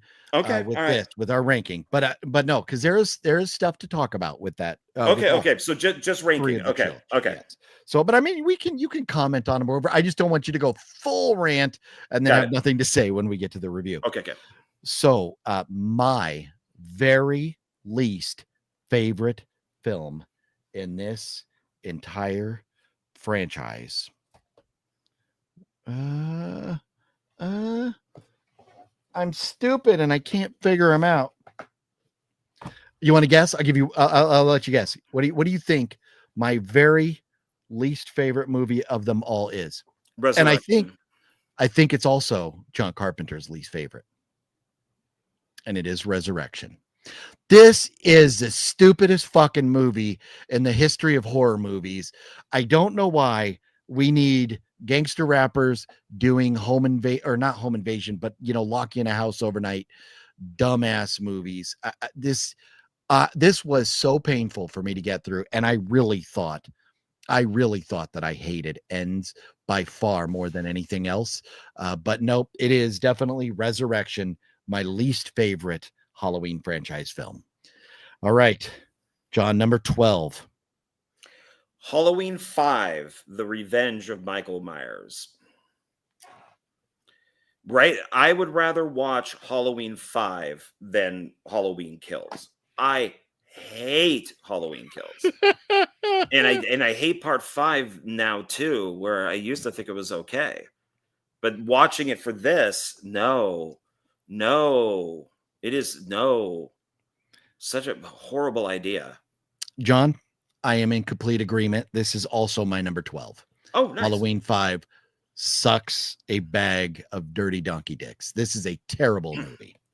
Yeah, I don't know what they were thinking. Thank you for nothing. Yep, that's what you get when you get a French guy to direct an American, film in a franchise. So now, very curious to hear what your number 11 is. Halloween Resurrection. Okay, so we're close on those. We're close on those. Even though I Yeah. still think it's okay, I can watch it. I don't have a problem with it. It's just compared to the other ones, it's weaker. My absolute number 11th, third to the bottom Halloween film is Ends. As it says right down here, Corey and Karen can suck it. Now I know Karen wasn't in Ends because she's dead, but those two characters in this trilogy can suck it. Corey, you're such a bitch. Michael Myers is not supposed to be your teacher or whatever, like Michael Myers doesn't have proteges. Ugh. You didn't get it. You didn't get it. I didn't like it. You didn't get it. I didn't want to get it. You just don't get it. Well, I'll go into more detail when I get to Halloween. Yes, we'll have a lot to talk about when it comes to the trilogy there. So number 10, sir. Rob Zombie's Halloween. Ooh. I hate that first 30 minutes. Ooh. I don't like the white trash part of it. I think it's boring as hell. I do like the beating up of the bully, but I don't. I just don't. No, I don't think it's. I hate. We don't need the history. It's pointless. My number 10 is Halloween Kills. Oh. It is not nearly as bad as Ends or Part 5, but it's pretty damn bad. It is, and like John mentioned, we'll talk about this stuff because there's a lot to talk about. But man, we get a lot of rehashing. But I've noticed with this Halloween trilogy, the Blumhouse trilogy, they sure do like to take us back to 1978 a lot. So yeah, we will get into that. But number 10 for me is Kills. Okay. So number 9. Halloween H2O. Wow. Okay. Wow. This may surprise you. My number 9 is Rob Zombie's. Which one? Halloween. I have now flipped, and I like 2 better than 1. Good for you. Yeah, I have flipped after rewatching. I do think there's more reasons to like 2 than 1. So, yeah, but 1 just, I mean, the acting. Sherry Moon Zombie, you suck. I am sorry. So that was number 9. Now number 8. For me, would be Halloween 6, The Curse of Michael Myers. And it could be either version, producer's cut or theatrical cut. That's fine. I like them both. But, my number. Oh, sorry. I'm sorry. Oh no, but I was just gonna say, but it's not the worst. Yeah. My number 8 is also Rob Zombie's Halloween 2. Okay. It's better than 1, but not that much better. Yeah, I don't know about all that. So number 7, sir. Number 7. Halloween 2018. Ooh, that's the second one we have tied on. I also agree. Number 7 is Halloween 2018. They did a lot of things right with that movie, but a few things wrong. And all in all, I enjoyed it. And one of the things that I really enjoyed about that, I'll just quickly say, is that they finally, and I think you'll appreciate this, John, or I think you should, is that they finally made Michael Myers have to search for the people he wants to kill. He didn't just know I'll right where to go. I have a whole thing about that. Yeah, I got a whole thing. So yes. So there you go, number 7. So now we are at number 6. Yes, and mine would be Halloween 3, Season of the Witch. Ooh, really? Yeah. Really? Yeah. My number 6 is number 6. Okay. So I think We're not after far off. I enjoy this movie more now than I did before rewatching. Going through all these movies has really changed my opinion on some of these films, but I like this better than I did before. I think it's well shot. I think that it looks good. I like Paul Rudd in it. You know, it's just, I don't think it's a bad movie. You know, there's some issues hiding a baby and nobody questioning why Paul Rudd suddenly has his baby. But yeah, well, if you listen to the Daniel Farron, the writer, his audio commentary, which is on YouTube, it's not on the disc. He talks about all of that. And so, yeah, that's not where the baby was supposed to be. Like the baby was supposed to be in a dumpster, basically, or like behind a dumpster. So Halloween. Okay, so we're down to number 5 now. So this is the top 5 here. Halloween 2, 1981. Ooh. Remember when we talked about it? I'm just like, fuck, this movie's boring. It's like it's just Laurie just crawling on the floor. That's so yeah. But it still, I think, needs to be in the top 5 because I saw it as a kid. I saw it a couple times in the theater. I loved it. So it gets a better place. My thing is with it, it's to me, it's because it's the same night. It's happening the same night, Halloween 1978.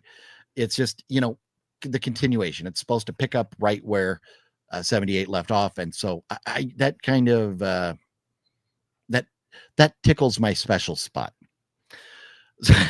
So my number 5 is number 4. Oh, okay. So I really enjoy this. I like Danielle Harris in this one. You know, before we get to number 5, this was still a very, very fun film. And at this point, I'm still, you know, with Halloween 1, 2, 3, and 4, I'm still locked into the franchise here. But yeah, I know. Okay, so number 4 would be Rob Zombie's Halloween 2. Wow. Yeah. Okay, I know you like it a lot. I don't understand why, but I know you do. and that's fair. For me, it would be H2O.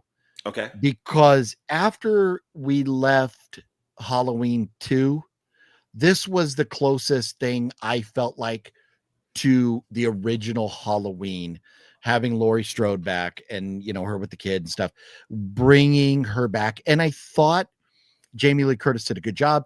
It's too bad that, you know, I guess the Weinsteins had pissed off John Carpenter, supposedly owed him money or something. So that's why John Carpenter wouldn't be a part of this. I wish he was, because he was willing to, but there was just beef with him and the Weinsteins or something.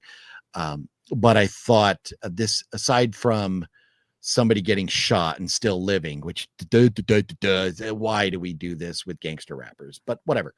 Well, I guess LL Cool J is not a gangster rapper, but I thought H2O was fun, and I really have a better appreciation for this movie now than I did a month ago. Okay. Number 3. Here we go. All right, guys, get it. Get into the nitty-gritty. Here it goes. My third favorite Halloween movie is Halloween Ends. You knew it was going to be at the beginning because I didn't talk about it before. Halloween. I don't know shit about fuck. Oh, I know ton of shit about fuck. You know lots of shit about bullshit. Yeah.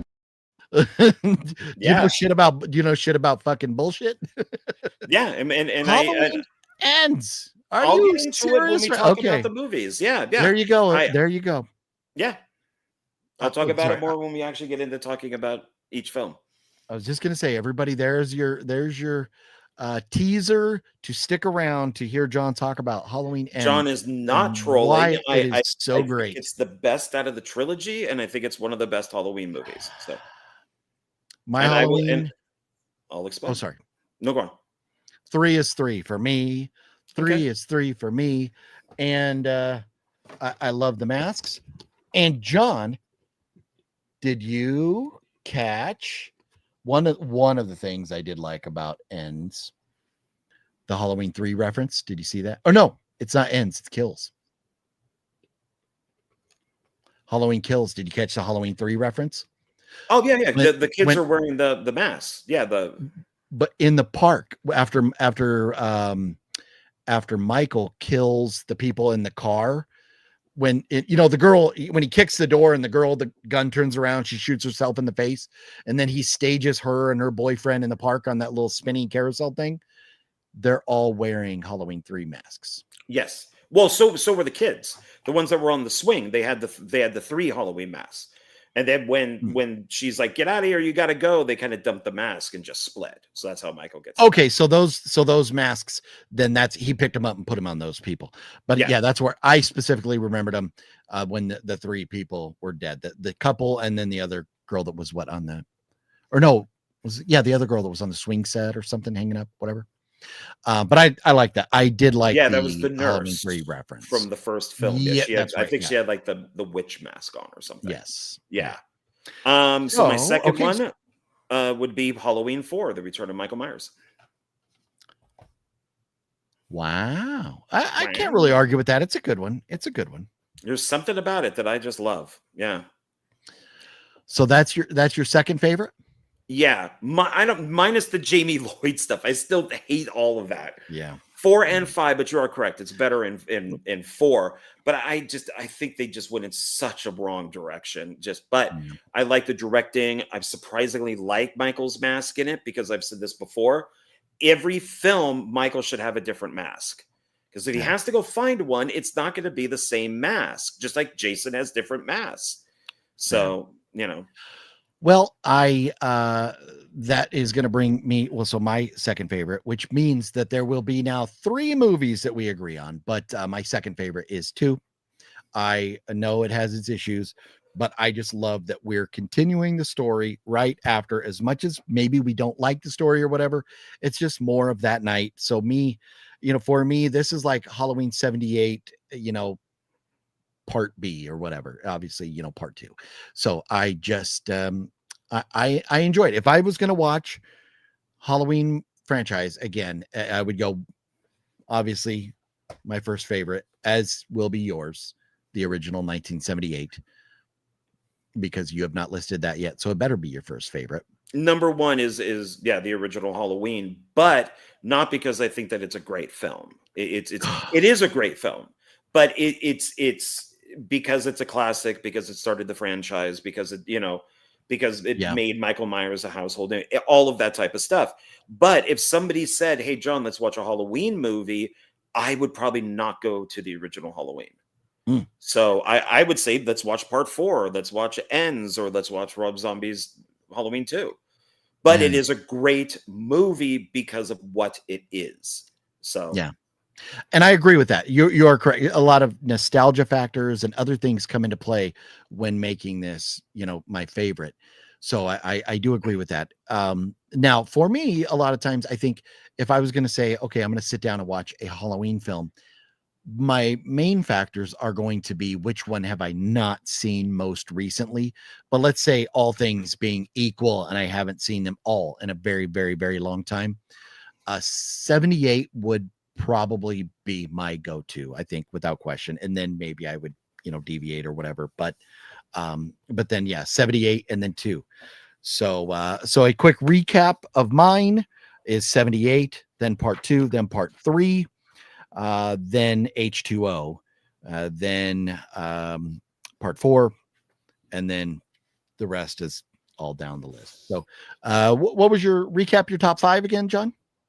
Number 1, so Halloween 1978, Halloween 4, Halloween Ends, Rob Zombie's Halloween 2, and then John Carpenter's Halloween 2. That is a very unique top 5 that I think a lot of people, or very few people, would ever have them ranked the same way you do. The problem with the Halloween films is there's nothing new. You can make 20 of these, and it's going to be it's like Leatherface. Yeah. Or is any of the films or any of the Texas Chainsaw Massacre films different? They're all the same. Every single one. But I love Leatherface. Part 3 is actually my favorite one. But it's like they're all the same. So it's like, I don't know. Yeah. No, I get that. I mean, so much as it, Michael Myers coming back to kill. We think he's dead, but he's not. He's coming back to kill. And so I understand that. But I don't know. I don't know. I still, for me, like, I want Jason Voorhees to go kill people by a lake. I want dumb people giving me new reasons why they're there, but I still want the same lake and I still want the same killer. So Michael Myers, I still want him in a Inside Out William Shatner mask. I still want him killing family members. And I still, until this trilogy, I don't think I thought it was kind of interesting. One of the things that I think he did for the first time in this trilogy was kill a kid. And in fact, he did two. So, well, no, Michael kills one, but two get killed in this trilogy. Oh, yeah. And that is something that we don't get in the other Halloween films. Michael never kills kids. And it's even referenced. The little kid that the girl is babysitting, the little boy who winds up on the news and stuff, he even said, oh no, is it to her? No, who is he talking to? Oh no, it's in Ends. Yeah, he's talking to Corey. That has the great fall that goes like that. Yes. I every time I watch Ends, Jeremy. I always rewind it and watch it because that's I'll get more into it. So yeah, we still have part one. When he was kicking the door, oh, we knew that kid. We knew Jeremy was going over the edge. Oh, he deserved everything he got. He's a little fucking shit. Oh, it was fantastic. The fall was fantastic. And no, he totally deserved it. He totally deserved it. So fuck around and find out. Yeah, Fafo. Yeah. So let's see. I'm going to jump through. So in some of your comments, agreeing or disagreeing with us, I apologize because they won't make any sense to us with where we are. But yeah, no Busta Rhymes for OGB. Not Busta Rhymes, phenomenal rapper, and he could rap. His vocal cords and lips allowed him to rap faster than anybody I've ever heard, and he's good. He's very talented. I've enjoyed his music. But as far as a game show, whatever you will in this Resurrection, I hated it. I thought it was so dumb. I love HR. Hey, Michael, trick or treat, motherfucker. Or is it? We're talking Resurrection? Yeah, Halloween Resurrection. Yeah. No. Yeah, man. Okay, I thought YouTube would take it out. So yeah, I'm sorry. Some of these again they'll be out of context, so I apologize, everybody. Halloween Ends is ass. Halloween ass. Halloween ass. That's exactly it. Yes. Rob Zombie's Halloween is my number one. Oh, there you go. Antonis, wow. Sure. Gail says, I hate all Rob Zombie Halloween. Well, okay. Halloween 5 is tied with Resurrection as your worst. Well, yeah. Hey, those two movies suck ass, Travis. So I'm on board. Halloween 6 is terrible, but Resurrection is different. Yeah. Resurrection, man. H2O is the last one of the franchise I saw, and it wasn't as bad as I thought. But it does feel like an episode of Gilmore Girls where a Walmart greeter looking like Michael Myers shows up. That is funny. That is funny. Rob Zombie's Halloween films, Halloween 2018, Halloween Ends, don't care to ever watch again. Wow. 2018 Ends, don't care to ever, and Rob Zombies. Those are some harsh words. Halloween 6 was cut short because Donald Pleasance died before it finished. Well, I thought, if I remembered right, Gail, I thought in the audio commentary, they said that they wrapped production, but then Donald Pleasance died before they got to do pickup shots or reshoot. I think that's it's so technically it wasn't finished. Yeah, correct. It wasn't. Yeah, so principle was done, but the movie wasn't finished, I guess. So yeah. So that's why it kind of has like a non-ending. So yeah, and I think there's at some scenes like in The Office, there's like when we're looking over the shoulder of Donald Pleasance, like a stand-in or something. Yeah, with when they did the reshoots, yeah, they just had they say a lot of the times the man in black is staring at just like a totally different guy. Yeah. Let's see here. I hate 78 Halloween. To me, it really boring. I like Halloween 4. Okay. Well, there you go. Halloween 4 is a good one. But man, 78, you know what? And I get it. People say 78 is boring. And Fluffy will call me out on this. Several years ago, when I rewatched 78 for the first time, I was kind of bored. But it's a slow burn. It is, and going back and through the film, there are so many things that I think were new and unique about that film at the time. And there are films that if they made them now, we would definitely rate them differently than what the things that they lacked. For example, Dracula. So many people I see on Letterboxd give 1931 Dracula like 5 stars. And I mean, if that movie came out yesterday, we'd give it like a half a star, just because of everything that it lacks. But it, for the time, was so good. So in movies back in the 70s, typically were slower burned. So Halloween 2 is the only one that features Loomis and Laurie in the same frame throughout the film. Is that true? Wow. But I guess Loomis is more after Michael Myers and Laurie is running away from Michael Myers. So I guess that kind of makes sense. Yeah. Let's see here. So Antonis says, hell yeah, John. I love Halloween 2. Well, there you go. John is trolling. So I think you responded to that, right? Saying you're not trolling, right? I am not trolling. So Gail agrees with me on H2O. Yeah, I liked H2O, man. I think it's love good. How it throws back to the original, and it shows Laurie where in 2018 Kills and Ends, Laurie is batshit crazy. Where in H2O, she's just more like traumatized but trying to live her life, and it hasn't completely changed her life. She hasn't completely succumbed to Michael Myers controlling every element of her life. And so I kind of like that. H4 Mask rocks as Preminator. Let's see here. Gail agrees with you on Halloween 4. Thank you. Yes, Halloween 78 is my favorite. Seen it when it came out. Very nice. Love Halloween 2. Can't that one guy slips on his head and passes out in the car? They could have written his character to team up with Laurie. It's stupid what happened to him. Are we talking Rob Zombies or no? That's Lance Guest. So in Halloween 2, it depends on what version you watch. If you watch the theatrical version, Laurie's hiding in the car and he dies in the car. Oh yes, he hits the horn. In the TV version, when she gets put into the ambulance, he's right next to her, so he survives. Yeah. It just depends on what version you see. Yes, that is right, and I do remember we talked about that a little bit when we, in the first video where we were reviewing the Halloween franchise about him dying right there. Let's see here. Mario likes Rob Zombie's Halloween 1. Okay. Jeremy was annoying. Agreed. That little punk deserve because it seemed like what they were trying to do is like the little black kid from the first film who's hilarious. I think they're trying to do the same thing with Jeremy, but it failed. Yeah. No, he was very annoying. And here's the thing. Little kids are supposed to be annoying to the babysitters. They are supposed to give the babysitters headaches. But this kid, I mean, he went from being fine to just a complete ass.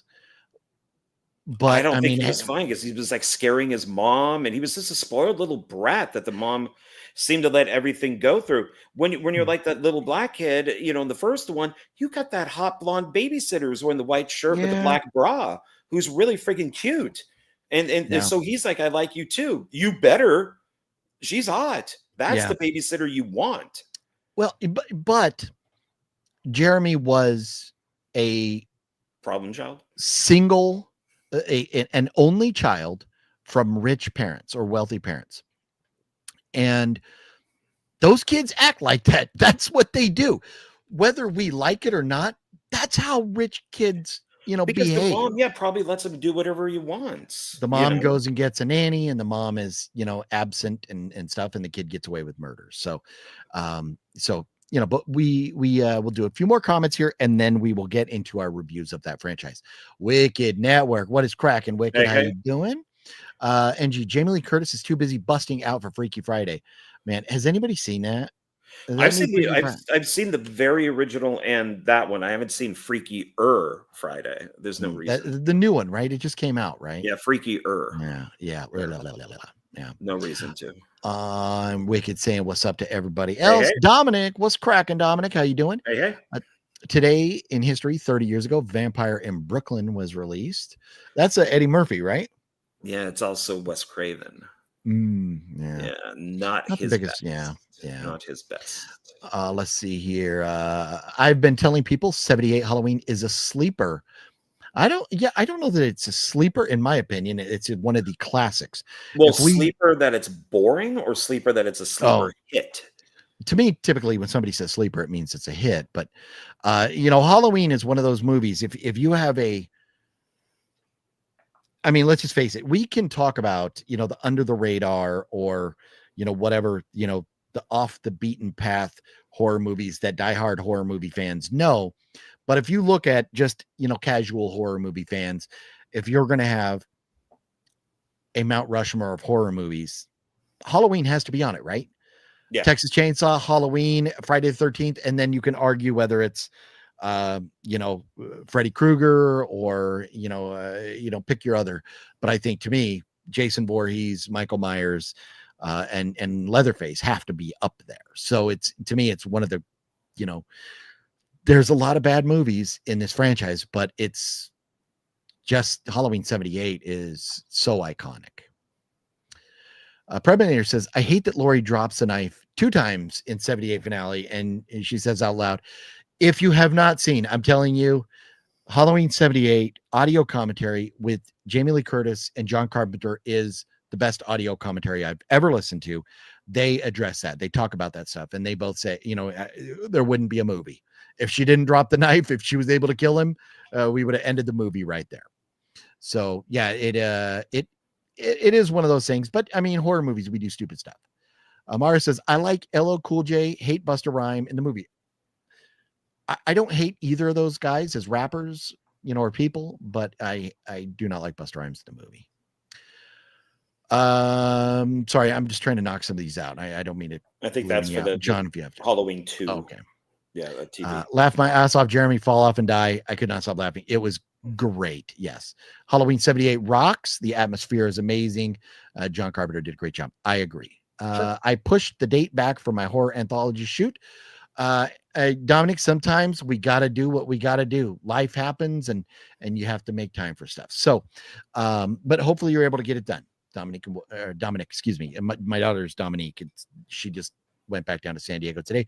Hadn't seen her in 7 months, and we picked her up off her Navy ship a couple days ago. So she has been heavily on my mind.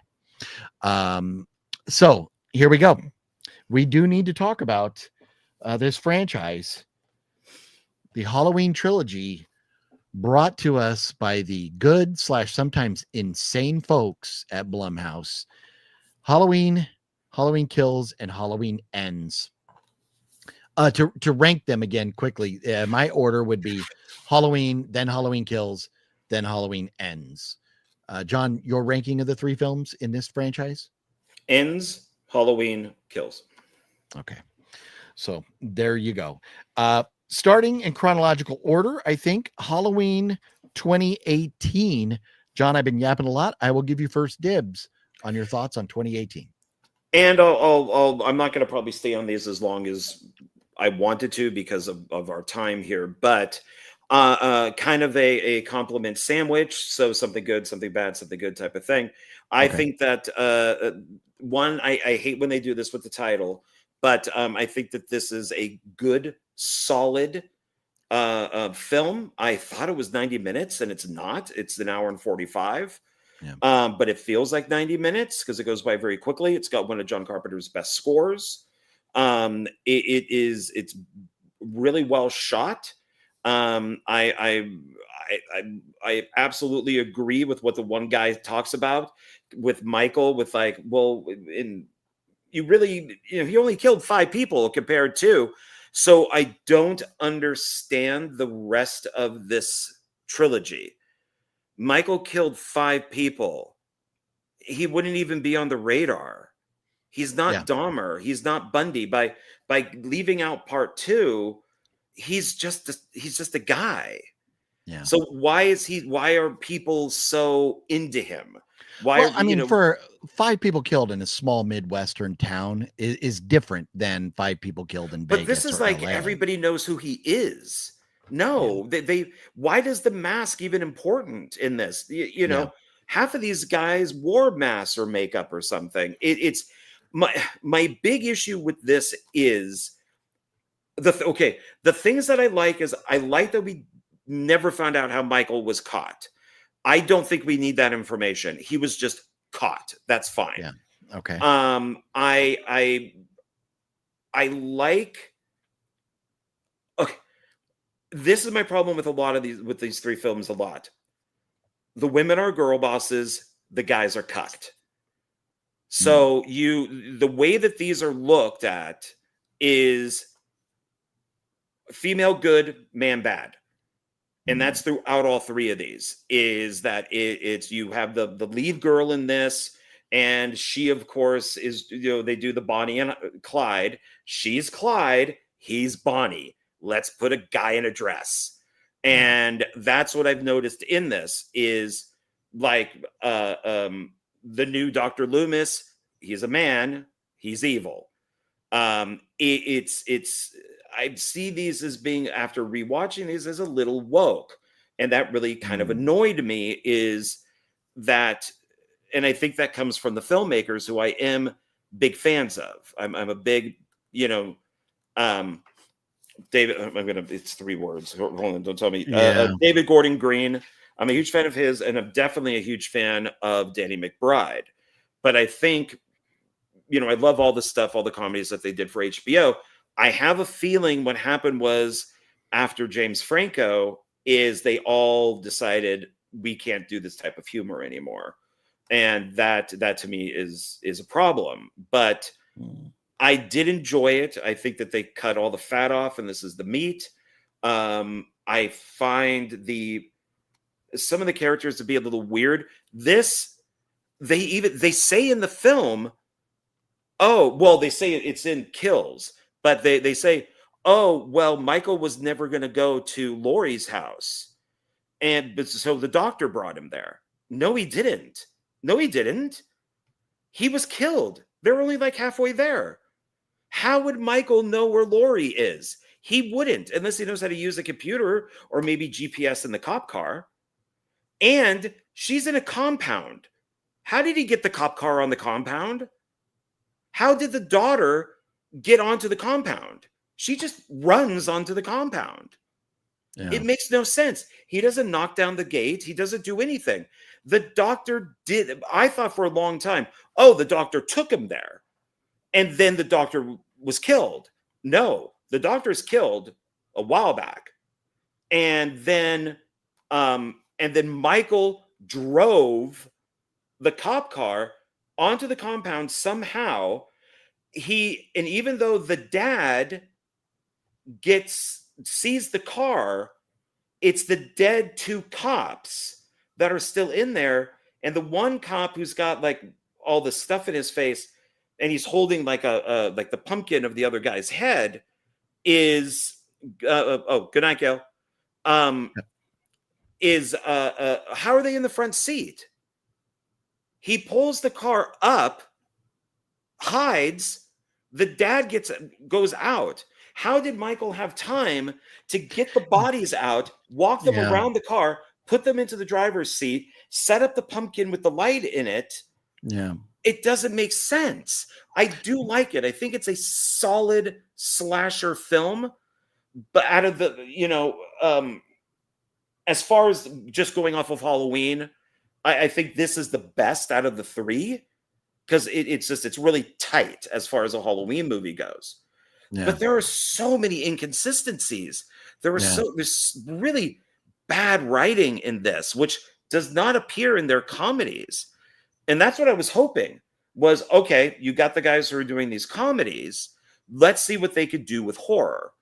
Yeah. And even though I really like this film a lot, there are a lot of, and I'm sorry, the Hawkins, the cop, he's dead. There is no way he's alive and killed. He gets Yeah. the thing stuck in his neck. The doctor stabs him a couple times and then drives over him. Yeah. How is he alive? There's no way this dude is alive. Yeah. So Well, some of the things with this entire franchise are people getting stabbed or shot or should be dead, and they come back. Loomis did it a number of times, but and I wish they would just leave that to Michael Myers, make him the boogeyman, make him supernatural. But no, we have so many people that should be dead that just come back. We have Jamie Lee Curtis getting stabbed and then trying to walk around a hospital. It's like, no, you just got out of surgery. You would not be walking. But that's the next movie.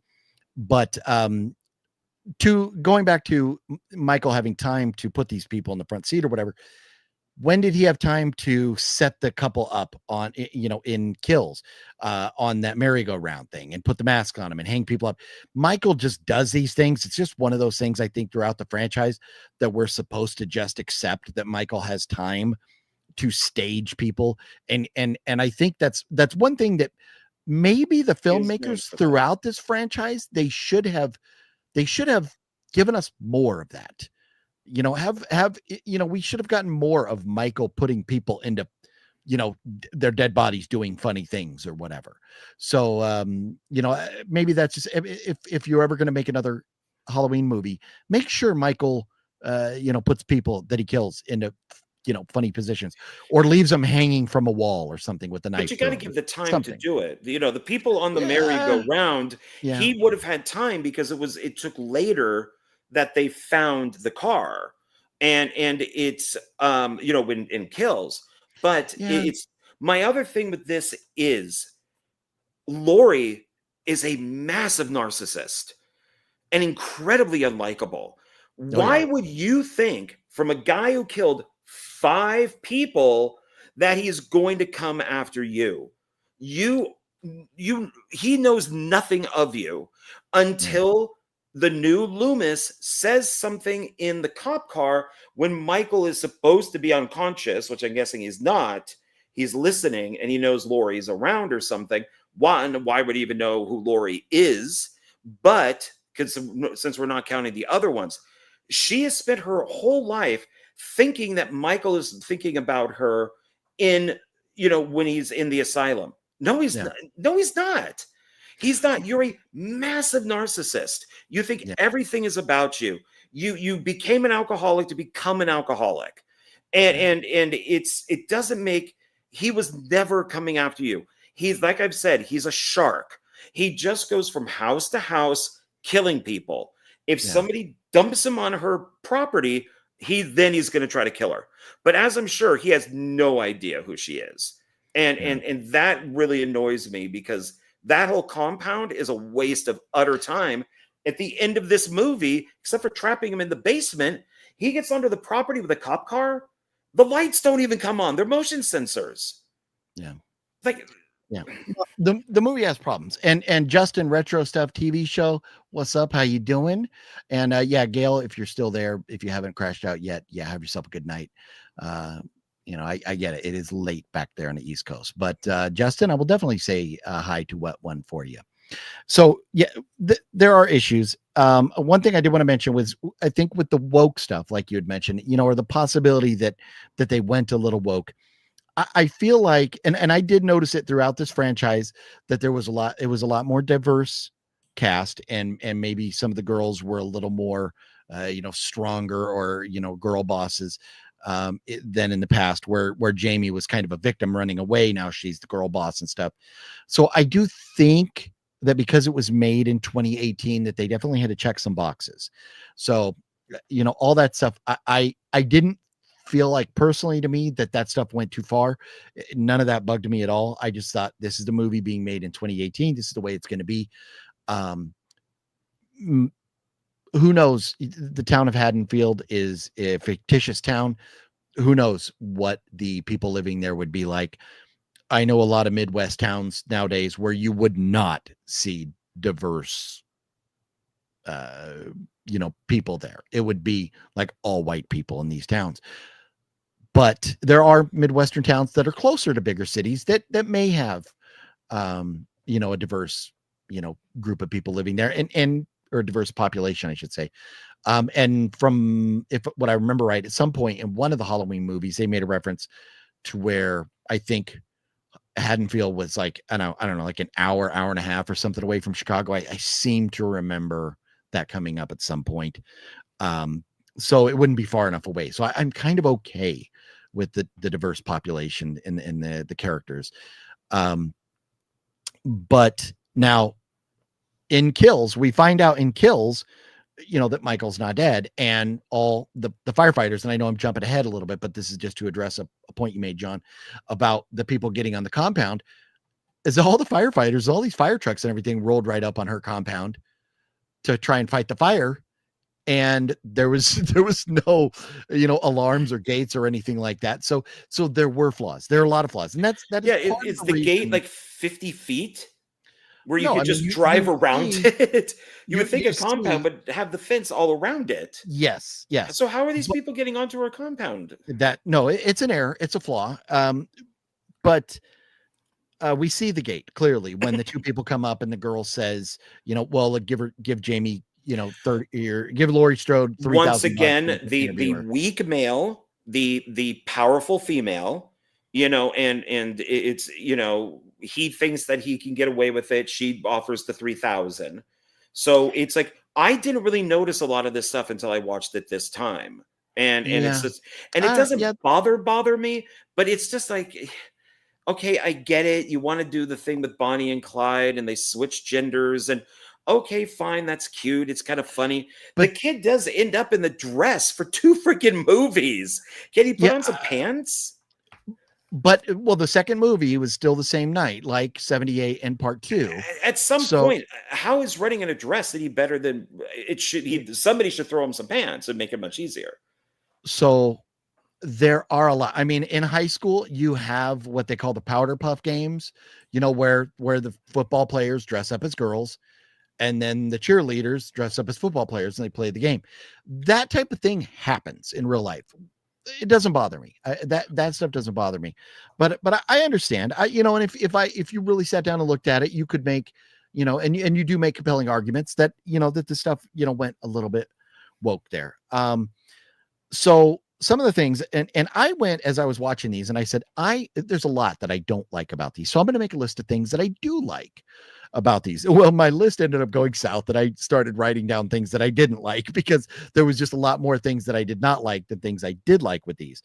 But one of the things, a few of the things, one, I love the fact that I don't know what part of the film he was in, but the fact that Nick Castle came back and played the Shape for at least a scene. Oh yeah. He played a homeless man. That was in the club that they were in when they had, oh no, wait. I thought Nick Castle put on the suit and. Oh no! Okay. Yeah. He played. So whenever Michael has the mask off, he was. Yeah, that was Nick Castle. Yeah. Yeah. Well, again, about all that, I'm not sure, but I just thought it was cool they brought him back. Yes. Yeah. And so, one of my favorite shots in this entire franchise, all 13 films, is when we see Michael. He's going up to these houses, and in my mind, he's looking for Laurie Strode. He's going up to these houses, and he goes, the kids are running around trick-or-treating, and he goes up the stairs to this house. He looks in the window. You see his reflection in the window.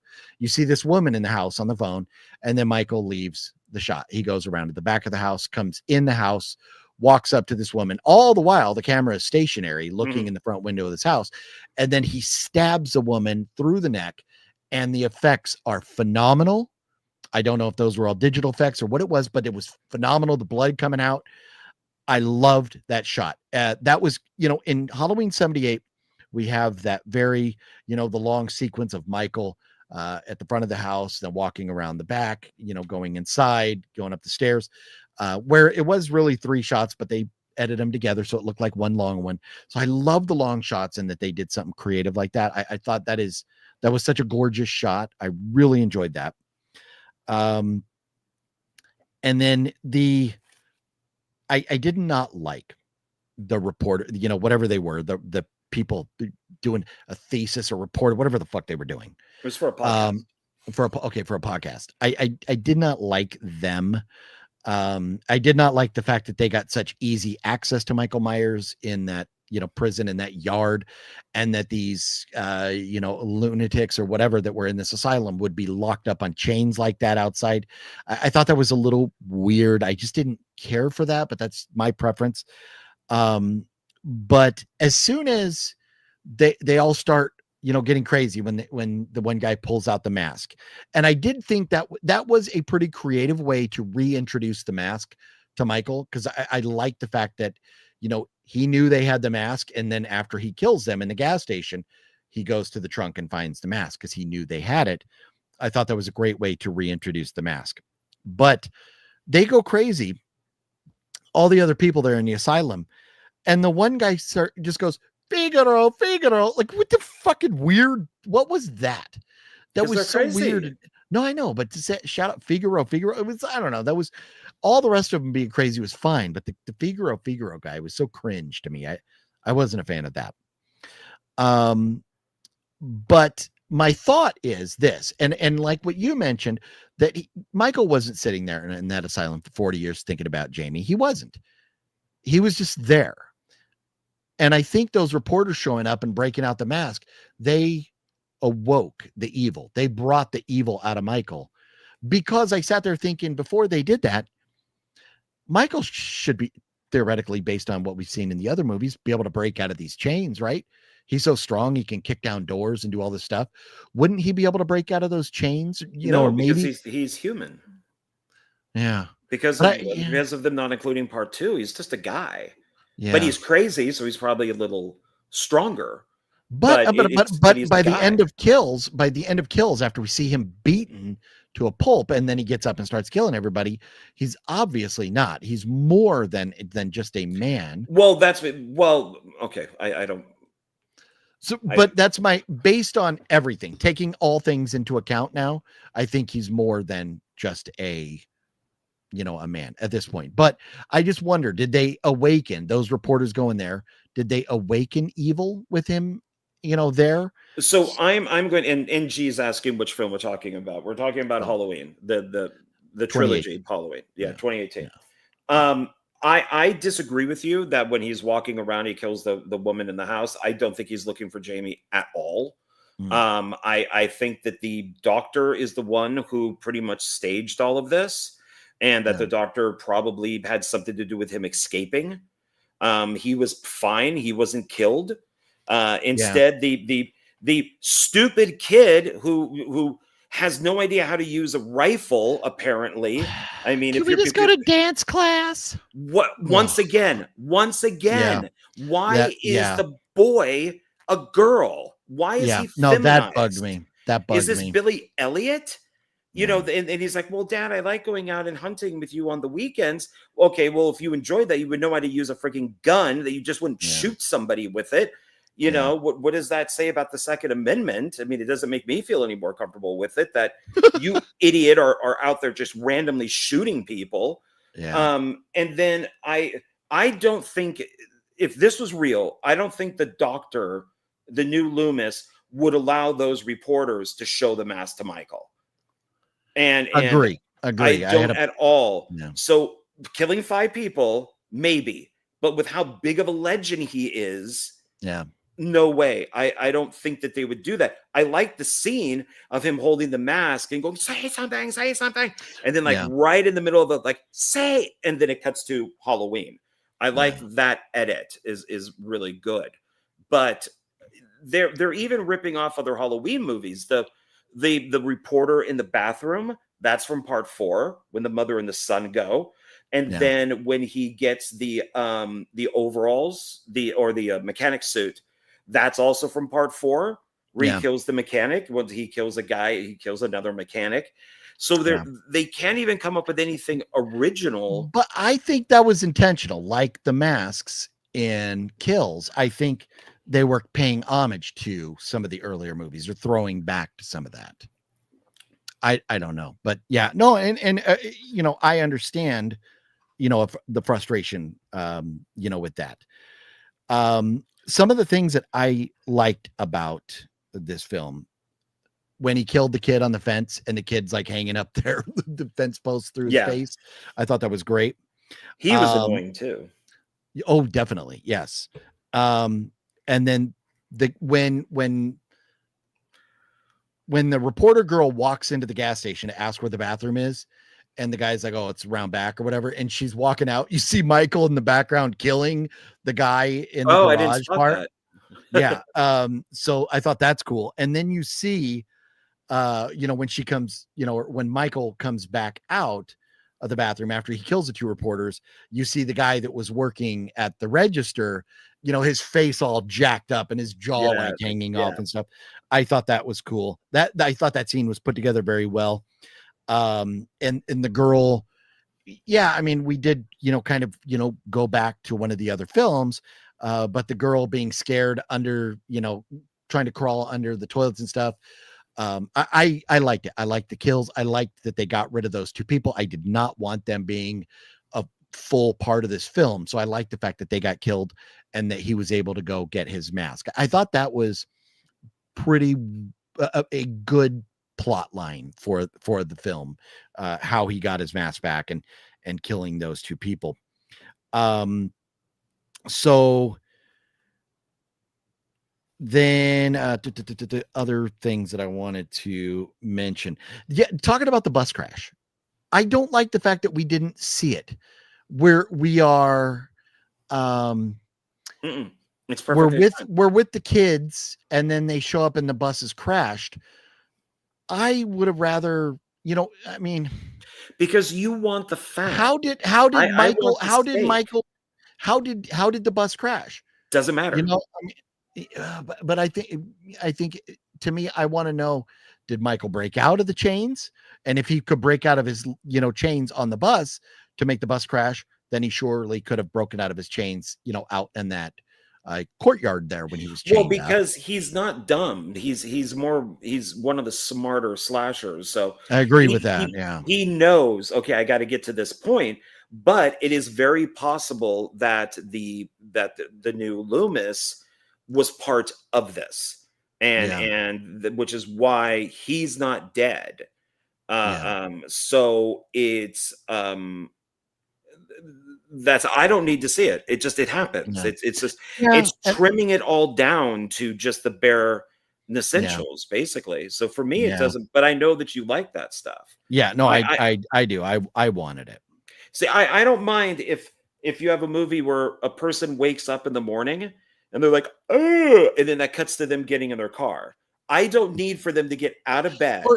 Walk into the kitchen, make coffee, go to the bathroom, hop into the shower. But if it has a reason or if it advances a story, no, we don't need to see all of that stuff. But what I thought would have been great if the dad and the kid were driving down the road and they saw the bus crash. Would have been fine.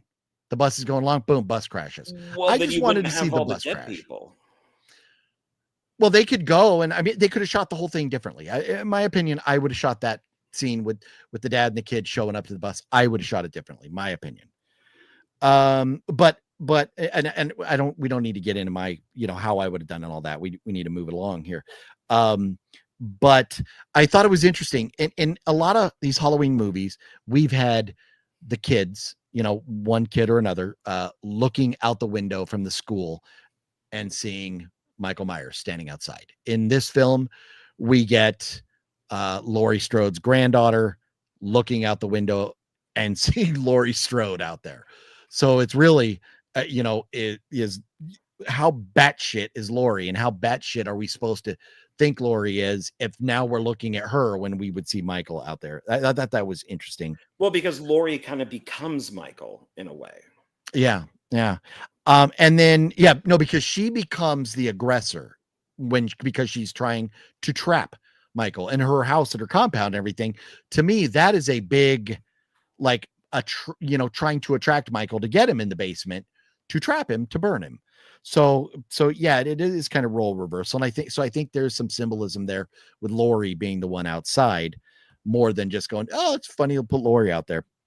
And then why do we need to show you know, them walking through the fucking cemetery, you know, just to go, oh, look, there's, you know, we're going to sit here on our microphone and talk about the events that happened in 1978. That was another one of these moments in this movie where it was like, wait, we already know this shit. You know, we've already seen Halloween 1978. You don't need to tell us in your little microphone what happened. And so I thought that the whole walk through the cemetery was rehashing, you know, Loomis walking through the cemetery and, you know, finding out, you know, the tombstone was missing and stuff. I just, and then you walk through the cemetery and the tombstone's there. What the fuck is the point? Well, you don't want to So completely just redo it. I don't no, but necessarily I mind thought the them scene was doing irrelevant. that. It doesn't bother me so much because it's for people who haven't seen the original or maybe don't Yeah. remember it. You do need to have somebody tell you. My problem with it is, why is this being told now? If they've been doing this podcast and it's all on Right. Michael Myers because he's, you know, known worldwide, Maybe that this would already be talked about. They would have already, but it's the you know, you got to have it for the audience to kind of reconnect and, oh yeah, that's right. Yeah. But so I mean, it's theoretical. We know movies are not shot in chronological order, you know, so maybe their podcast wasn't being shot in chronological order. But I'm with you. For the sake of the film, I'm going like, shouldn't we have already given the backstory to our viewers? Shouldn't that already be established, you know, before we're at the cemetery? well, they and then this isn't in this film, just in other movies. They will have two people in a car and they'll be discussing something. It will then cut to them getting out of the car, continuing the same conversation, like literally continuing it. Yeah. But in real life, that conversation would have ended a long time ago. Yeah. And when they got out of the car, they wouldn't be saying anything. But because of editing and them trying to be, you know, interesting in their cuts, that's how it works. And so, I mean, it doesn't necessarily. I think the recounting things in the next two movies, I think is completely unnecessary. Yeah. So in this one, okay, we're reestablishing. Fine, let's get it out of the way. When the reporters are talking to Lori, and they, and we bring up stuff like, your daughter was taken away from you. You know, that stuff we didn't know. And I do like her response with this, but you already knew that. But yes. so Well, and in kills, when there's a scene where they talk and they introduce a character that I don't think we ever knew in 78. And so part of a speech leads to an introduction, kind of explains him into the film. And so I think that's okay. We'll get to that in just a moment here. But Mr. C, what's going on, Mr. C? Childhood memories. Yes, Halloween, man. Going back in the day here. But good to see you, Mr. C. Michael Myers says NG should just stand and stare at America for the half. I'd be down. You know what? That'd be better than the shit we're gonna get.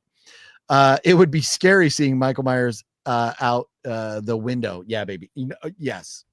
Yeah, it would. If you looked out your window and there was Michael Myers, yeah, that would get you going. So I think with all that being said, we should get ready to move on to the next onto kills. Because John and we're going to record another video once we're done here tonight that John, when are you going to release? It's going to be a Funko Pop video Thursday for Halloween. So we're going to talk about cool, like horror movie Funko Pops, going to be on John's channel for you to watch Thursday.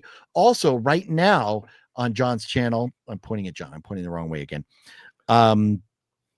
Is the video, our 10 movies a piece that we think you should watch, or recommendations that you may want to watch. If you're looking for something to watch for Halloween, we have, 10 movies a piece that we like and think maybe good Halloween movie watches. That's on John's channel right now, so you can check that out as well. Please. So, but do that when we're done yapping about this, because so before we move on to kills, I would just say, with final thoughts on Halloween 2018, I was all in on this movie. Yes, it had some issues, but I was like, you know what? For a Halloween installment, I was okay with this. In the theater, and we sat there for the credits to see if there was a post-credit scene. And what pissed me off, what made me walk out of the theater pissed off, was when I heard Michael Myers breathing at the end, because I did not know that this was going to be a trilogy at that point. Oh, wow. And I was like, no, Michael's burning to death. We're done with this now. And so, I mean, we saw this opening night, like, Thursday night that it came out in the theater. And I do not like to know anything about movies before I go in, if I can. So I did not know anything about this being a trilogy. And so once I heard him breathing, I'm like, are you fucking kidding me? I was so bad. Anyways, on a 1 to 5 star for this movie right here, I am torn, because I want to go 3 and I want to go 2.5.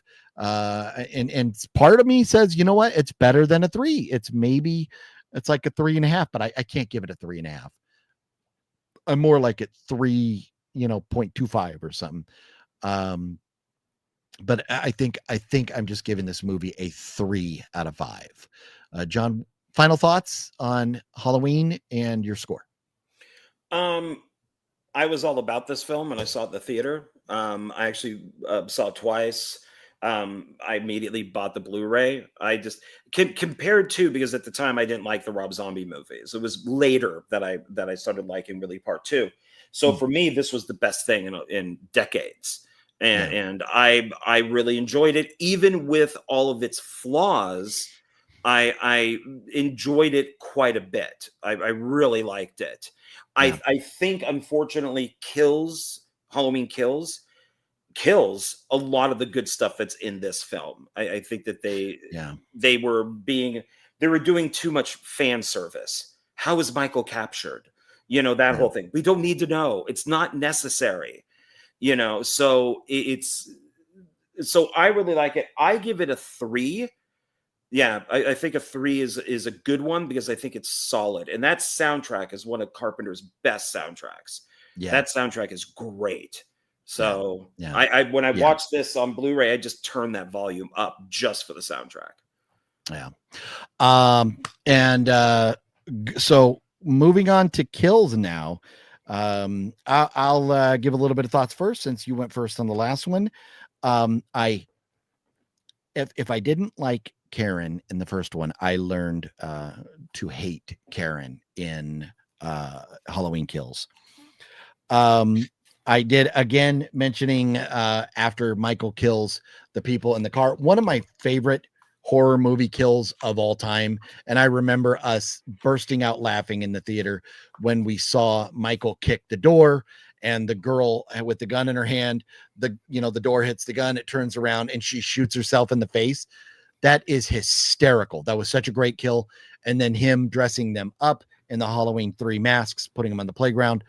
I thought that stuff was a lot of fun. Let me just say something about that, which is funny. I watched a few videos, like, talking about these movies, and they threw in Jamie Lee Curtis going, the Halloween Kills, it's like BLM. And then it immediately cuts to the black chick blowing her head off.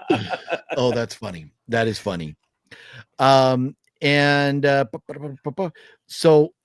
I did like them, like at the bar, them reintroducing some of the older characters, now being older. And what's his name? Anthony Michael Hall. His speech, while that some of it seemed a little forced and stuff, but it was, okay, it's the 40th anniversary of all this stuff happening. He was traumatized, just like Jamie was traumatized, for all these years. So I get it being emotional. At first, as the bar scene, the first time I ever watched it, the bar scene was kind of like hokey to me. But then toward the end, when you find out that Michael's back and he's killing and they all start to, take off, I thought they pulled it all together. And at that point, I was really on board with this film. Yeah. I'm sorry. I am sorry, but Michael McDonald, I will never, ever be able to look at him as anyone other than little Stewart on Mad TV. Yeah, him there in his tidy whities or his little underwear or whatever, whatever. That to me, Kills is where I really was like, okay, they are checking boxes and they're going a little woke with this. We have the 2 gay guys, and that's fine. but the Big John, Little John, there was so much with this what I was just like, we're taking a little too far with these guys. I think that we don't need to. They can just be gay. We don't have to show how gay people fully live their lives and everything. So I thought they did go a little far with that, but it wasn't it wasn't the end of the movie. It didn't ruin it for me. But it was kind of more like a reaffirming that they were checking boxes to make sure that the studios weren't going to shut them down for not being, DEI or woke or whatever. So once we get to the hospital and things get out of control and nobody's listening to anybody in the hospital, the cool shot, the kid that was dead on the fence, seeing him laying there and seeing his mom see him with a hole in his face. I thought that was great. Lori being in surgery, coming out, and her daughter and her granddaughter finding out she's going to be okay. That's great. But then Lori trying to get out of bed moments after getting out of surgery. No, you want to talk about things that don't work. That does not work. Like Michael Myers not having enough time to do this or that. No, I am sorry. But if you just came out of surgery, you are going to be asleep or groggy. You're going to be out of it. There's zero chance. I don't care what just happened to you. There is zero chance you're going to be trying to get out of that bed.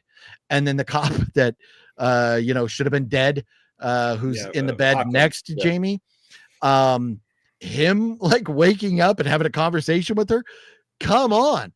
I mean, if you're saying this is the next day or something and they're kind of waking up and barely having this conversation, I'll buy it, but not that soon. That stuff was a little ridiculous. And then the mob, evil dies tonight. Oh my God. So the mob, and I'm almost done with my rant. I'll let you get to it, John. I know you're chomping at the bit here, but once the mob got going and got out of control and the cops lost control, and then they were after the wrong guy, I just think all it would have taken is one of the cops to pull out his gun, put a bullet through the ceiling, and everybody would have shut up, and the cop could have gone, stop it. That's not the guy we're looking for. But no, they just let this mob go after these people. Then they're breaking down the doors and the windows to get to this guy, and the cops are standing there doing nothing about it.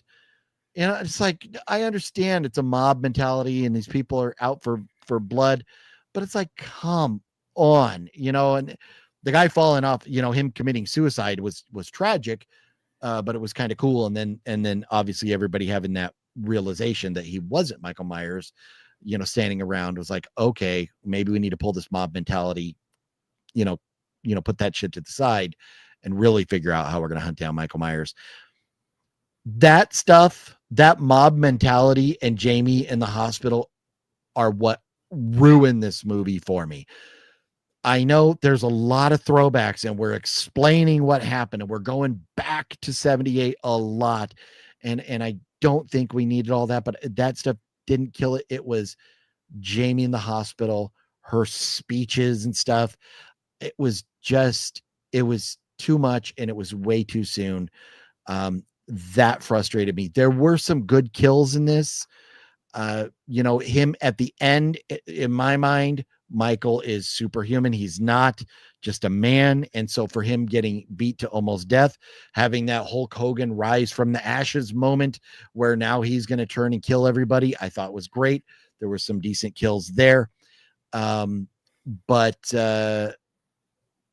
maybe the best part of the movie, aside from the girl shooting herself in the face, was finally at the end when he kills Karen. I was like, thank you. We don't have to see Karen in another movie because she is fucking annoying. So that is what I got to say. That's my thoughts on kills. John? As you know from my ranking, I hate this movie. I don't mind Karen because I like Judy Greer, but she didn't bother me because she has a point. But this, first of all, and Anthony Michael Hall, I'm a massive fan of. So, but I don't think he was right for this movie. I don't think that he was right as Tommy. It's this entire film is fat. There is very little meat in it. It's if you watch the uncut, like the extended version of this, and then you watch the first one, they're the same length. But the first one seems shorter. This one seems longer. And it's the mob thing I thought was fucking stupid. The whole, I don't know if they're basically like trolling us with Evil Dies Tonight with how many times it was said. The guy is the mental patient is clearly not Michael Myers when they showed both him and Michael Myers on the TV screen in the bar. And people should, and I don't care if they're all going crazy, they would notice that this guy looks like a freaking hobbit. He looks like a troll. He's not, how is he going to do this? And some of them do realize it, but it's just like, come on. When he does fall to his death and he's all broken apart, that was pretty cool looking.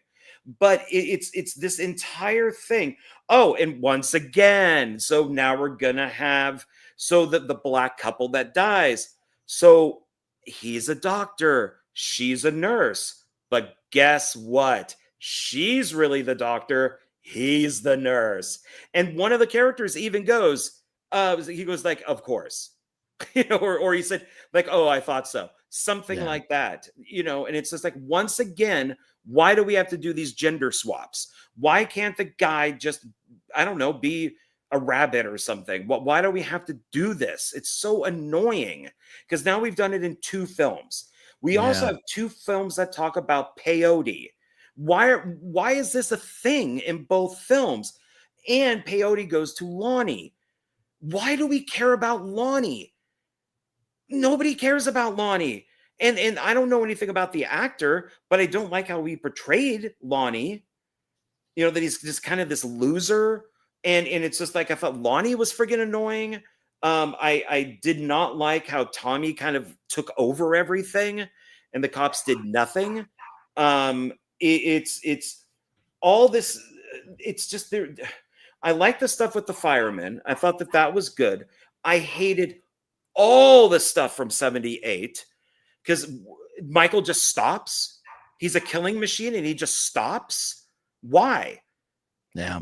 It's so stupid. I love the guy who plays Loomis. It wasn't his voice. It was a different guy doing the voice, but that was just like a grip.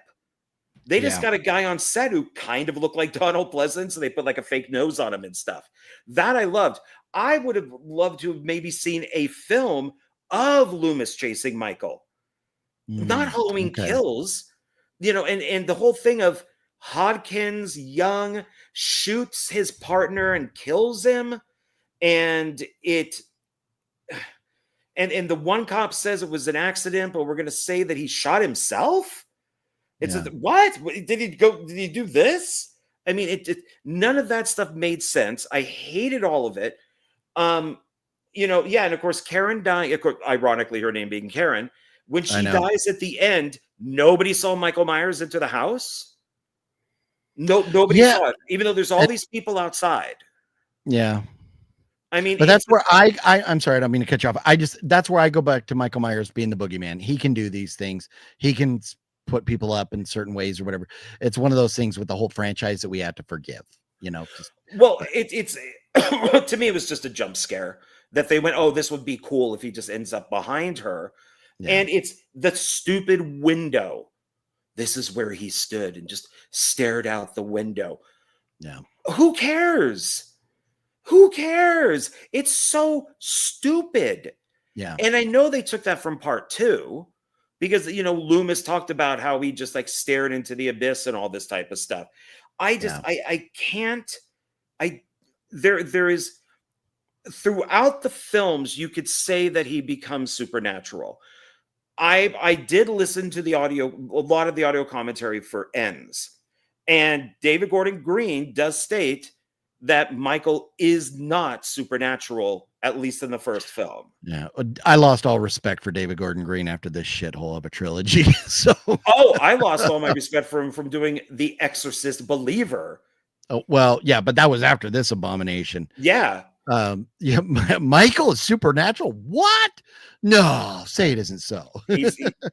It only happens later. There's it's weird that he's able to transition from a normal little boy into this supernatural being. Like, what happened? Well, that's why it's a bigger problem with Rob Zombie with having him a giant. You know, it's just like, oh, so this little kid went from this to this giant. Yeah, but I mean, hey, my son when he was 5 years old was like a normal little 5-year-old, and now he's a skyscraper. So I mean, it happens, and I don't know where he got it because you're like it ain't me. 4'2", Exactly. I am like Hobbit size. I'm a dwarf. Yeah, you're standing right now. You're not actually sitting down. Exactly. Yeah. It's just this entire thing is there just, and it repeats itself over and over and over again. When we go to Big John, who's small, and then we see Little John, who's big, ha ha. Why the hell would you live in the Myers house to begin with? That thing should have been torn down. Yeah. Oh, and then they talk the kids that come in and give them, the pranks and all that stuff. They say like 2 or 3 times, do you know whose house this is? Yeah. Do we have to tell you? It's just like, we've heard And this. what is that? Is that going to scare a kid? Oh my God. 40 years ago, some guy who killed people lived here. That doesn't like, as a kid, that doesn't scare me. What a douchebag thing to say. Oh, do you know whose house this was? That's like, my dad's going to sue you. Like, yeah, fuck off. Yeah, and Michael doesn't do anything with the house. It's not like he's staying in it. He kills the people in it, and then lives in it. He just leaves. Yeah. So it's just everything with this. It's just so. And Anthony Michael Hall being Tommy is so over the top alpha. Yeah. That it's. And Lonnie is a total beta and all this. The stuff with him as a little kid, he falls to the ground and there's Michael. Oh, Michael doesn't kill kids? Really? Yeah. Well, he kind of did. And you mentioned this stuff in the bar. I hated all of that. We know this. This is, I don't care if this takes place after the first film. There's been a ton of movies. We know this. Why I know, but the idea that, okay, we're announcing this is the 40th anniversary. None of these people know that Michael's out and that he's killing right now. And so for them all being at the bar, for us to be reintroduced to all these characters and to kind of identify to the audience who these people are, the way they did that with Anthony Michael Hall's, with his speech of talking about, well, this is him, this is her, and this is, they were there and stuff. The way they did that, so the audience knew who these people were from the original movies. I liked. But then you would have the same thing about the reporters in the graveyard. That was there for people who didn't see the other movies. They're giving information that we already know. But these, Anthony Michael Hall and these other 3 people were not in Halloween. They were just in Kills. So it's kind of introducing them. I get it. To me, that's not nearly the worst part of the movie. There's a lot worse things, in my opinion, but there are problems all around with this movie, all around. I mean, it's just some very, the girl shooting herself in the face, Karen getting killed at the end. Some of the other kills were good. The Halloween 3 throwback, very few things positive to say. I mean, really, I have 3 things noted as positives from this movie. That's it. So it's a very bad movie. That's why it's my, second, third to least favorite of this entire franchise. So it's just bad. Because now I'm kind of thinking of stuff is when the house is on fire and the firemen are there and the guy falls through the floor. I do like that Michael is hiding in this kind of metal closet. Yeah. And then to protect himself in the fire. To me, that made sense. Yeah. I like him killing all the firemen. I like the point of view from the firemen with the mask on and the blood going everywhere. I really enjoyed that.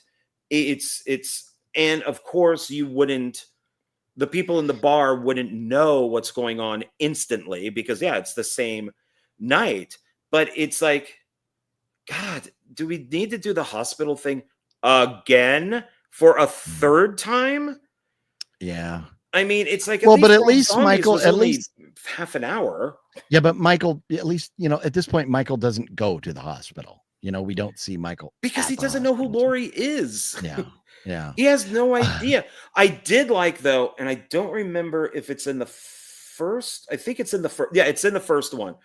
Where, if you remember in the original Halloween 2, there's the guy with the boombox, and he kind of hits into Michael, and then we see Michael kind of take over. Like in this, there's a little kid playing that. He's got the little boombox, and he hits into Michael, and he walks by. And I did like that little nod. I thought that was kind of funny. But I can't. Yeah, no, and one thing I meant to mention with Halloween 2018 was the kid, the kid with his dad that find the crashed bus, Michael killing that kid. That's the first time I think in the entire franchise that we saw Michael killing a kid. And I think that's the only time in the franchise Michael actually kills a kid, because the other kid dies in Ends. But, I did want to mention that. I forgot to mention that. But yeah, Ends, I'm sorry, Halloween Kills. It's a mess. The firefighters, it's so hard to believe that he'd be able to fight one at a time. The kills were cool, and the slaughtering of the firefighters. And then when they go back, later when the cops are there and see all the dead firefighters everywhere, that was a pretty good shot. And Michael getting out of the house the way he did, with the firefighters coming in, to check the house and stuff. That was all great. But yeah, how did they get into the compound in the first place? So, it's like, for the little bit of good stuff that you see there's like 5 or 6 mistakes. So, but I wonder too, with having multiple people writing a film, you're going to have one guy go, I want to do this. And another guy going, oh, I want to do this. And then they have to find somehow to make it work when they have these 2 different ideas. And sometimes that ends up sucking. And so I wonder, having, maybe too many people involved with writing these films. And I know John Carpenter, wasn't alone in writing, 78. He didn't even write alone, right? Didn't he write it with Deborah Hill. I want to say Sandy King, but no. But he wrote it with Deborah Hill. So, but I guess as long as you're on the same page with it and there's a clear, person who's in charge of the writing, I guess that's one thing. But I feel like these guys, they had too many ideas of cool things they wanted to do, and we couldn't bridge the gaps properly, or get from point A to point B without. And they didn't have an idea. So they were supposed to shoot 1 and 2 back to back. Then COVID hit. And then once all that happened, because obviously Halloween was a massive hit. And so they waited until they could. So it was all 3 films allegedly were supposed to take place on the same night, but they did Kills. And I don't think, and from what I've read, they really had a clear idea of what they wanted to do. Hence, Ends being a radical shift. Yeah. So, because Ends got pushed. Yeah. Because it got pushed. That came out like a year later when it was supposed to. And it's interesting. I'll tell a story in just a moment about how I first learned that I wasn't going to like Ends. Travis says, after 2018 released, I speculated the sequel would play up to the fact no one is alive to verify Michael as the killer, accusing the Strodes while we focus on Cameron finding Julian from 2018. Yeah, aside from, no, Laurie was in the hospital and stuff, but yeah, who would have really known? But that's interesting. I feel it should have been reversed in the flashback. Lonnie is the one bullying. Here's the cops warn about Michael, then walks into him, that being what turns him around. And this is things, with the films, as far as, could we do this or could we do that? Or should they have done this or should they have done that? Yeah, there's so many different things, that we could talk about. And I hate to say it, but we are so far behind. We really need to get moving. But yeah, Kills, I think they had a good idea. I think this could have been a fun, a good movie. But I just feel like they went too many different directions and they failed in their writing. And with that being said, Halloween Kills to me is a 2.5 stars out of 5. John? 2. Okay. Yeah, fair enough. Fair enough. Any final thoughts before we move on to ends? No. Okay. I have very few thoughts on ends because I hate it so much. So let me just say a couple things and I will let you rant and we'll wrap this video up. I understand. Again, we talked about it already. Jeremy getting killed, Jeremy being this little prick and locking Corey in the attic, Corey kicking the door down to knock Jeremy off. Probably the best part of the film. The parents walking in, seeing their kid fall was great. So, and I feel like this is what happened with the film. The basics of the film is that you have Corey who's being bullied, and this is the Corey story. And what I mainly don't like about this movie is it's not about Michael Myers. This movie is about Corey. So you have Corey who's being bullied, and he's kind of maybe like Michael, was picked on or whatever, had problems as a kid, and then something switched, and then all of a sudden the evil went into him. And it was in that moment in the sewer when Michael was choking Corey, and then Corey had Michael was kind of like seeing. It was Michael channeled his inner Spock and was able to see Corey's thoughts or whatever. Because when Michael's choking him out, Michael sees the Corey's thoughts and stuff. And then Michael feels bad for him and releases him. And so I'm like, okay, Michael channeled Spock, and then the evil transferred over to Corey, and then Corey went and became this evil killer, tried to become Michael Myers. I just did not like that. Corey, I thought, was just too big of a bitch. He would not be ingenuitive enough to, pull off some of the kills that he did. Some of the kills I did like. There was some good stuff in this movie as far as kills, but I just have a problem with Corey. And the scene where Lori, or I'm sorry, not Lori, but Lori's granddaughter, whatever her name was, and Corey are sitting in the restaurant, and the ex-boyfriend comes up and he's like, he's the cop and he's trying to, bully them and stuff and trying to get the girl to go with him. And then after they finally get rid of him, Corey tells the girl, "I'm not afraid no more." And I'm like, it's totally, you've probably all seen it. And it's the video of the black guy in church, and they do like a baptism on him or something. And he's like, "I'm not gay no more. I like women.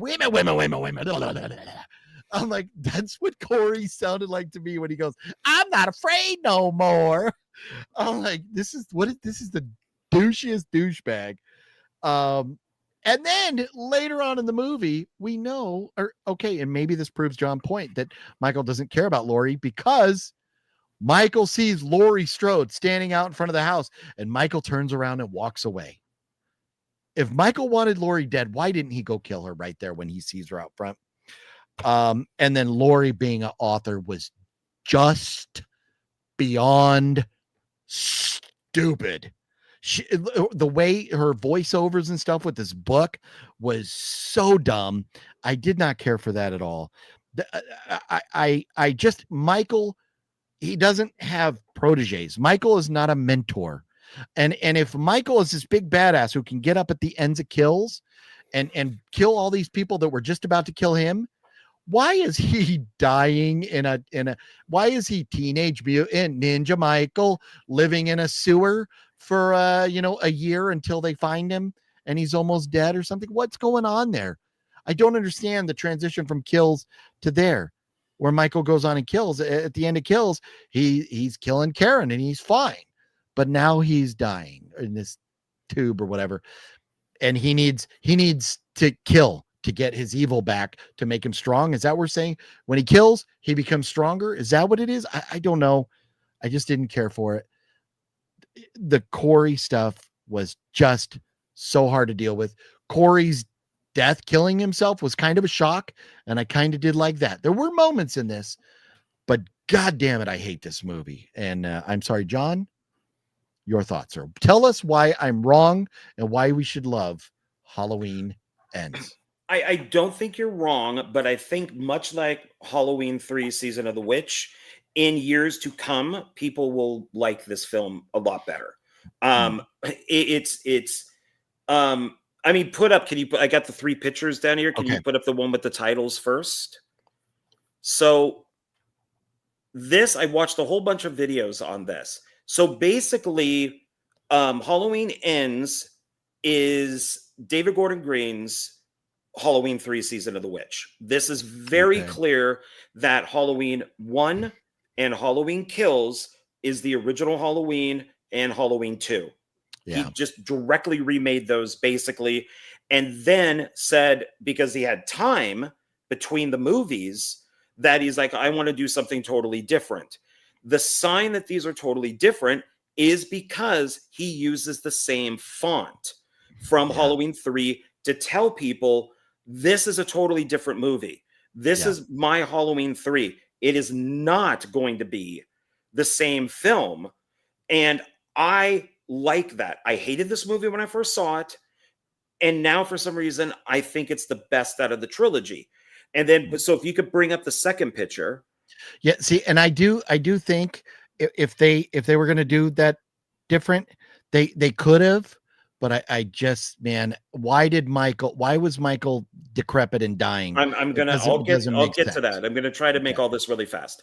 So on the other side of this is, and I did listen to some of the audio commentary. So David Gordon Green says that he actually spoke to John Carpenter and said, I want to make this Christine. I want to shoot it like Christine. I want it to look like Christine. I want it to have the same beats as Christine. And Carpenter said, that's fine. So if you notice, we got Arnie Cunningham, Corey Cunningham. The 2 pictures, you have David Keith, and then you have Corey. These are similar because that's what he wanted to do. Michael Myers is Christine. Corey is Arnie. And the girlfriend is the girlfriend from Christine. And so it's his version of Halloween 3 using Christine as a template. There is even in Christine, when Christine is all bashed up and Arnie goes, show me, and then it rebuilds itself. That same line is in Halloween Ends when Michael is all fucked up and they got the cop down there. He says, show me. And then Michael kills the cop. So and I love Christine, and I've come over the years to love Halloween 3. So I find this to be very, very interesting. Now go to the last one. Okay, so here we have, this as shifting appearance. So Arnie is a nerd. Christine is getting to him, so now he becomes a little more slick. Then he becomes the asshole, and then he just goes totally insane and ends up dying. Same thing with Corey. Nerd, goes a little crazy, becomes totally insane, and then dies because he goes completely nuts. And so now you can take him down because, like I said, I'm going to try to make this fast. You know what? That makes total sense now. I never would have thought of that before. It makes total sense. But I get it. It's not for everyone. It's not. It's Michael he's a vessel. He's dying through, even if he is supernatural, it's a transference that he wants. So he's hiding down in the cellar, eating rat, or not in the underground, the sewer. And so he's eating rats and stuff. He's slowly trying to heal over the years. And like I mentioned with like Rob Zombie's Halloween 2, I love Aftermath. So we're seeing the town, which I think could be worse. We're seeing that people have committed suicide. We're seeing people have, killed other people. We're seeing this. And Arnie, because Michael Myers hasn't been there for so long, Corey is now the new boogeyman because they have to take it out on somebody. So this kid who accidentally, killed this little kid, which is the funniest thing I've ever seen. They now have to use him as the new boogeyman. I love the scene where Jamie Lee Curtis is all happy. For some reason, was it cherry blossoms are the big thing in this instead of peyote? Yeah. But she's leaving the store, and you got the black woman who's like the caretaker, and then the black Oh, yeah. woman from Kills who gets the light through her neck. How did she survive, man? How does any of these people survive? That's another one. Yeah, But that's hilarious. it's of saying you fucked with this guy, which is true. They should, just like Tommy in Kills, he should be in jail. He incited a riot that killed somebody. Yeah. And they keep blaming, well, now he's turned us into monsters. Now he's done this. Michael hasn't done anything. You caused all these problems. And that's the same thing with Ends. Michael hasn't done anything. He's been in a sewer. Yeah. So you're the ones who are causing these suicides. You're the one who are causing people to shoot each other. You're the ones that are doing all of this. And so it's not Michael's fault. He's just hanging out in a sewer. You got like the homeless guy that kind of protects him a little bit. And it's so Corey for me is who was going to be. And David Gordon Green mentioned that they were originally going to have Michael transfer into Corey and to continue this with more movies, but they couldn't because they only had the copyright for 3 films. Yeah. And then it reverted back to Miramax. One scene I definitely wanted to see and to hear the audio commentary is when we meet the bullies, the band that shows up. And David Gordon Green does say that's on purpose, that he went back and he wanted an 80s bully. And normally it's like in Christine, it's the shop guys in the car shop. So, or it could be a football team. In this, he chose the dumbest thing possible, which is band. So that's a joke. It was meant to be a joke. Yeah. And I don't think a lot of people got that. I didn't get it when I first saw it. And I think this film is better edited. It's better shot. Its soundtrack is good. It's better than Kills, but it's not as good as the first one. It looks like Christine. It kind of sounds like Christine. I love the stuff with the DJ who gets killed. I like how just basically Corey just goes into this dark descent. I like that Allison, I think is her name, the daughter, I think. But I like that she just can't handle this shit. And she has to find the most damaged person that she could. Yeah. And realizes then near the end that it's not going to work out. This is just, he's just too toxic. And he even says, Corey says when he's looking at Lori saying, if I can't have her, and he stabs his neck. I originally thought, because the line is, if I can't have her, nobody will, but he doesn't finish it. He means that Allison is going to blame Lori for his death. So she will never have her either. Yeah. And I like how Michael is just like, oh, fuck this guy, and just kills him. Because he's like, kind of like nobody's going to support, going to, take over for me. Now, the thing is, they obviously knew that time was short with that, once Corey dies. So immediately they bring in, the fight between Michael and Lori. See, and I apologize. I don't mean to cut you off, but you know what? That's my problem again. These stupid people that should have been dead. Corey stabbed himself in the jugular with a gigantic knife. You cannot, why did we have to have him alive after that? There is no, even the, Allison or whatever, the daughter, she comes in and sees him and, touches him and he's dead. And then she's going to leave. Well, then Michael shows up and he's still alive. No, this guy is fucking dead. Because that's Frankenstein. Corey created this. He brought Michael back. My favorite scene in the whole film is when the asshole doctor and the nurse, who should have never been promoted because she's only into this for money. He's into it for sex. She's into it for money. There is a shot where Michael has her and he hits her up against the wall and stabs her with the knife. I wish it didn't cut to a medium shot, but it's a beautiful camera move of outside of him just going through the house, holding her. Yeah. The thing that pisses me off is in the audio commentary, David Gordon Green talks about the other movies, and he talks about the fans. I'm like, what the fuck? Why are you doing this during a murder? Why don't you do this when it's Corey and her name is Allison? Why don't you do it when they're sitting on top of the radio station, just bullshitting instead? But the funny thing is, the actress who plays Allison, she goes, because a couple people were on Zoom. It was like 5 people on the audio commentary. And she goes, it's really sad to see these 2 people, the doctor and the nurse, who are in love, get killed. And everybody goes, what? What are you talking about? And they all point out, she's hilarious. a user. She wants him for money. He wants sex. He wants the arm candy, like the eye candy. They're using each other, and they're 100%. Perfectly fine with it.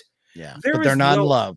No, which then tends to make me feel like, what is this actress's idea of love then? Hey, you know what? And the less I know about actors and famous people, the more I like them, because usually they are idiots. And that just tells you this girl is a bonehead. If she played this role and didn't know, she is a bonehead. Yeah, and it's the ending, I think, is a little extreme with the long parade, and we see the one person, of course, who's not there is the little girl from the first film who's in all the movies, the one that survives with Tommy. Doesn't she get Lindsay killed? Lindsay. Doesn't Lindsay get killed in Kills? No, doesn't she survive? They find her under the bridge. Does she die?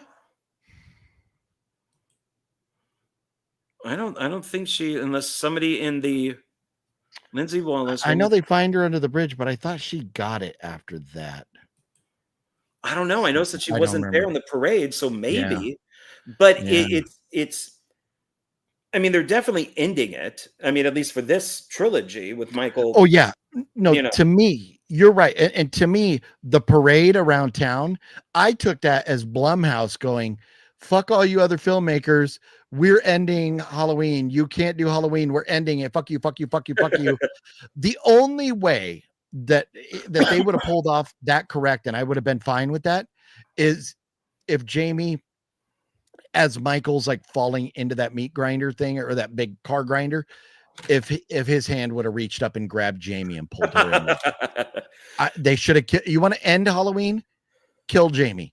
Because the stupid thing Jamie says in Kills, I'm the only one that can kill him. Okay, because she's a total narcissist. Yeah. She thinks everything is about her, and it isn't. And she should have been. It would have been so much better if we didn't have to hear her stupid book at the end. After that, she would have just got pulled in, and killed. Once again, at the beginning, she's doing the book thing, and she's repeating things that we already know. Yeah. But I questioned, where is she in the book? Because she has pages. So are what we hearing? So she's talking about Michael for the first time, kind of like Dr. Loomis does. So are you at the beginning of the book, or are you near the end, but you're just telling us everything that we already know? Yeah. Because where she's writing the book doesn't make sense. But in the movie, I guess to give the audience information, it does. Yeah. But screenwriting wise, it doesn't. Yeah. I did not care for that aspect of the film at all. I mean, the things that really, really irked me about this film was that it was about Corey and not Michael, and that writing, and Michael being no explanation of how Michael went from being able to kill all those people at the end of Kills to being almost dead. Give me some explanation. Even if it's exposition, give me explanation. Because it's like Freddy in part 5. Freddy's like an old man. He's lost his, and they bring this also up in like Freddy versus Jason, that he has to have Michael kill people so then he gets his powers back. In 5, he's all old and all that stuff because he's lost it, and he has to kill people to get the power back. So if Michael then, who is a little weak, because look at everything he's been through. And you can see that he's been there for a long time, because even when he grabs the knife, it pulls out of the wall sideways. It's not stuck in it. It's like he put it and then like stuff is formed over it. So he is just very weak. He needs somebody. I would be okay with that. I'm with you on that. If Michael, let's just say he needs to kill people to keep his evil going, to keep him strong. If that's the route we're going to go, why is he living with another homeless dude or whatever that he could just kill? Why does he not kill Corey right off the bat? Why is he not out just trying to kill people to gain his energy? Because he's healing. He could probably be taken down. The homeless person, I think, is kind of like his guard, that he's watching, he's seeing, because he says, I've seen Michael take people in. And at one point he says he is Michael. He wants Corey to go get the mask, and then Corey kills him by mistake.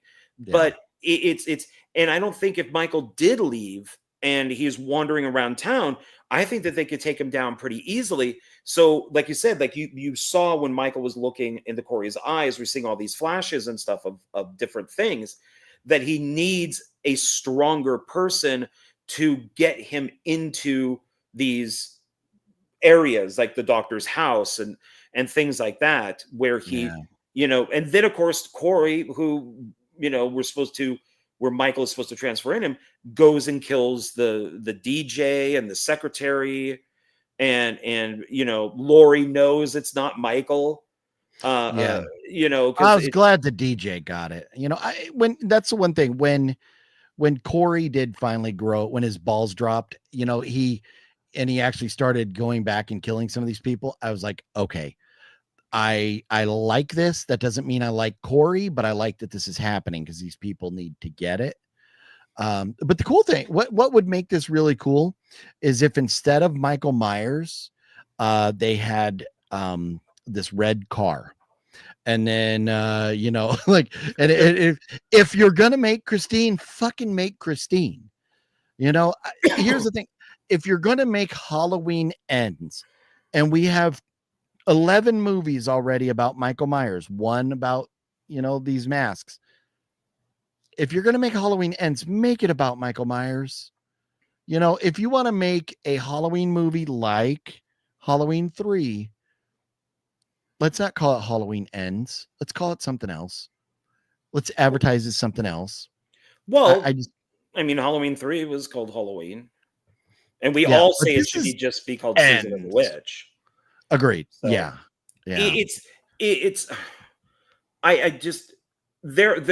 There's also some stuff that, like in Rob Zombie's Halloween, the first one, there's that weird scene with Laurie where she basically like assaults a bagel in front of her mom, where she's doing this to the bagel, which is like fucking bizarre. In this, for some reason, it ends. You have the dog, and I put it down here in my little thing. You have the dad who's like putting peanut butter and stuff, and he goes, on the mouse traps, and he goes, oh man, I got peanut butter on my penis. What? Why is does this the dad dialogue? say that? Yeah. Oh, I didn't catch that. That's one. His penis isn't out, thank God, because he's there with his wife and daughter. But why is this a line of dialogue? Why does this exist? I could see why, because he gets his hand caught in the, in the trap. Okay, fine. Have him say something else. But it's like, I got peanut butter on my penis. And both of them are like, oh my God, why are you saying this? And of course, the dad is a total cuck, and the wife is the strong one. And it's like, there are cringe that things dynamic. I was kind of okay with that dynamic because happy wife, happy life. I mean, there really is a lot to that. And obviously, Karen was going to be a very strong woman because she had to deal with her mom for all those years and stuff. I do want to change directions here real quick. Kawan, how you doing? Kawan says, I think the pandemic made them change directions for Halloween Ends. It didn't even feel like a Halloween movie. And I think that is the consensus, right? That is that COVID came along and things really changed Halloween. And then Halloween Kills and Halloween Ends should have been something different, I think. Well, they were going to do 1 and 2 back to back, but then Danny McBride said, what if people hate this? Then we're going to have to release a movie that everybody is going to hate. So they said, let's just do 1, if it's a hit, then we'll focus on the second one. And of course it was. So then they did the second one, but COVID hit. So they had to wait. And I think, and to what Quan is saying, is I think that that's partially true, is through this waiting, through the pandemic, things changed where maybe it was supposed to be a trilogy that all took place on the same night. Because that would make sense with Laurie walking down the hospital going, I'm coming for you. But I have a feeling that David Gordon Green, who has done a billion indie movies like George Washington and other stuff, I think that's the route that he wanted to do, is that he wanted to kind of go back to these indie roots and make a coming of age film, is what he said. He wanted to make kind of a romantic movie.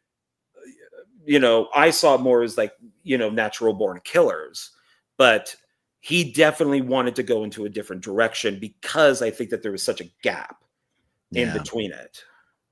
Yeah, I don't know. I don't think I will ever like this. The idea that Corey, it's a overcoming, you know, it's a bully movie. It's about overcoming your bully. And I just, you know, I fucking hate that. Corey is such a bitch. That type of person just doesn't typically become this badass. Well, if Corey went and got a gun and started shooting people, I could buy it, you know. But if you're following Christine, it does. He just like Arnie starts off as the total nerd. His mom abuses him, just like Corey's mom abuses him.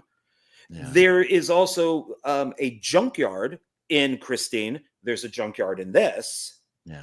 So there are these parallels of these movies. Which I really enjoy. I think a great double feature would be Christine and then Halloween Ends. You know, there's 2 John Carpenter movies that I don't own. One of them is Christine. It's like one of his best movies. It is absolutely, in my opinion, one of his worst. Oh my God. I'm not Chris. I keep telling myself, like, I wanted to rewatch all the John Carpenter movies.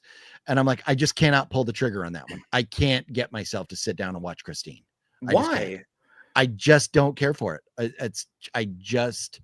I remember seeing it in the 80s, you know, like with my mom and stuff, and it being okay. But it's one of those movies that I'm like, you know. Wow. I don't know. Especially with some of the bad stuff he did make, like, you know, Village of the Damned and Ghost of Mars and stuff, you know, even like Memoirs of an Invisible Man and things that, you know, God, Christine, I think would be in the top 5 of most lists. It'd be better than those. But I mean, with all the John Carpenter movies that are out there, you know, it's definitely better than Escape from LA. It's not better than Escape from New York. It's definitely not better than Big Trouble in Little China. It's definitely not better than Halloween. It's definitely not better than The Shining, or I'm sorry, The Shining, The Fog, or The Thing. So it's pretty far down the list for me. Wow. You know, and I don't know. The overcoming bullies to me is such a story for 6-year-old children. Like, you can do it. You can beat your bully. You don't that's have to. What he wanted to. It's kind of like Nobody 2. If you really want Nobody 2, if you want to like it, you have to accept it.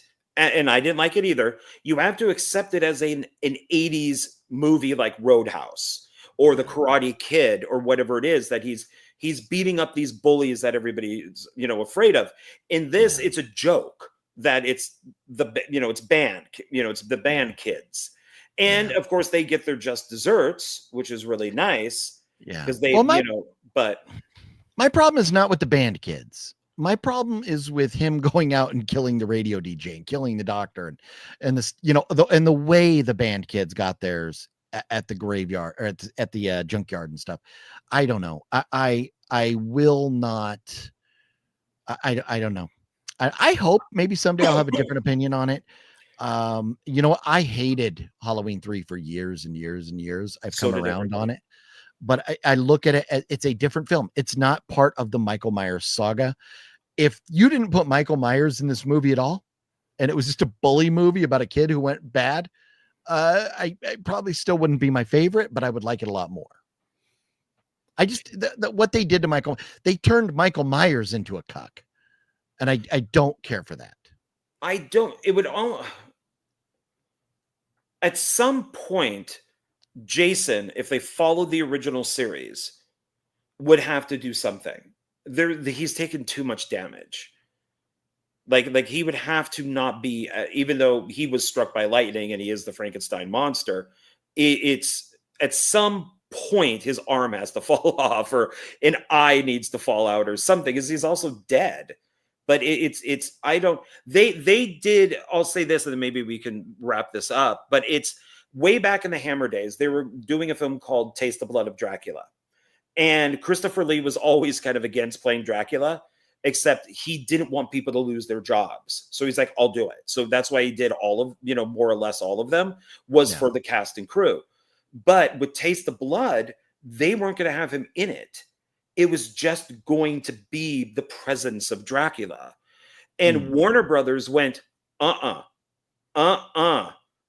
way. We will not distribute this film in America if Christopher Lee and Dracula is not in it. So they already took a completed script and just went, insert Dracula, insert Dracula, insert Dracula. Yeah. So he doesn't say anything. Christopher Lee said it was the easiest Dracula job he's ever had, because he literally just walked on set and stood there.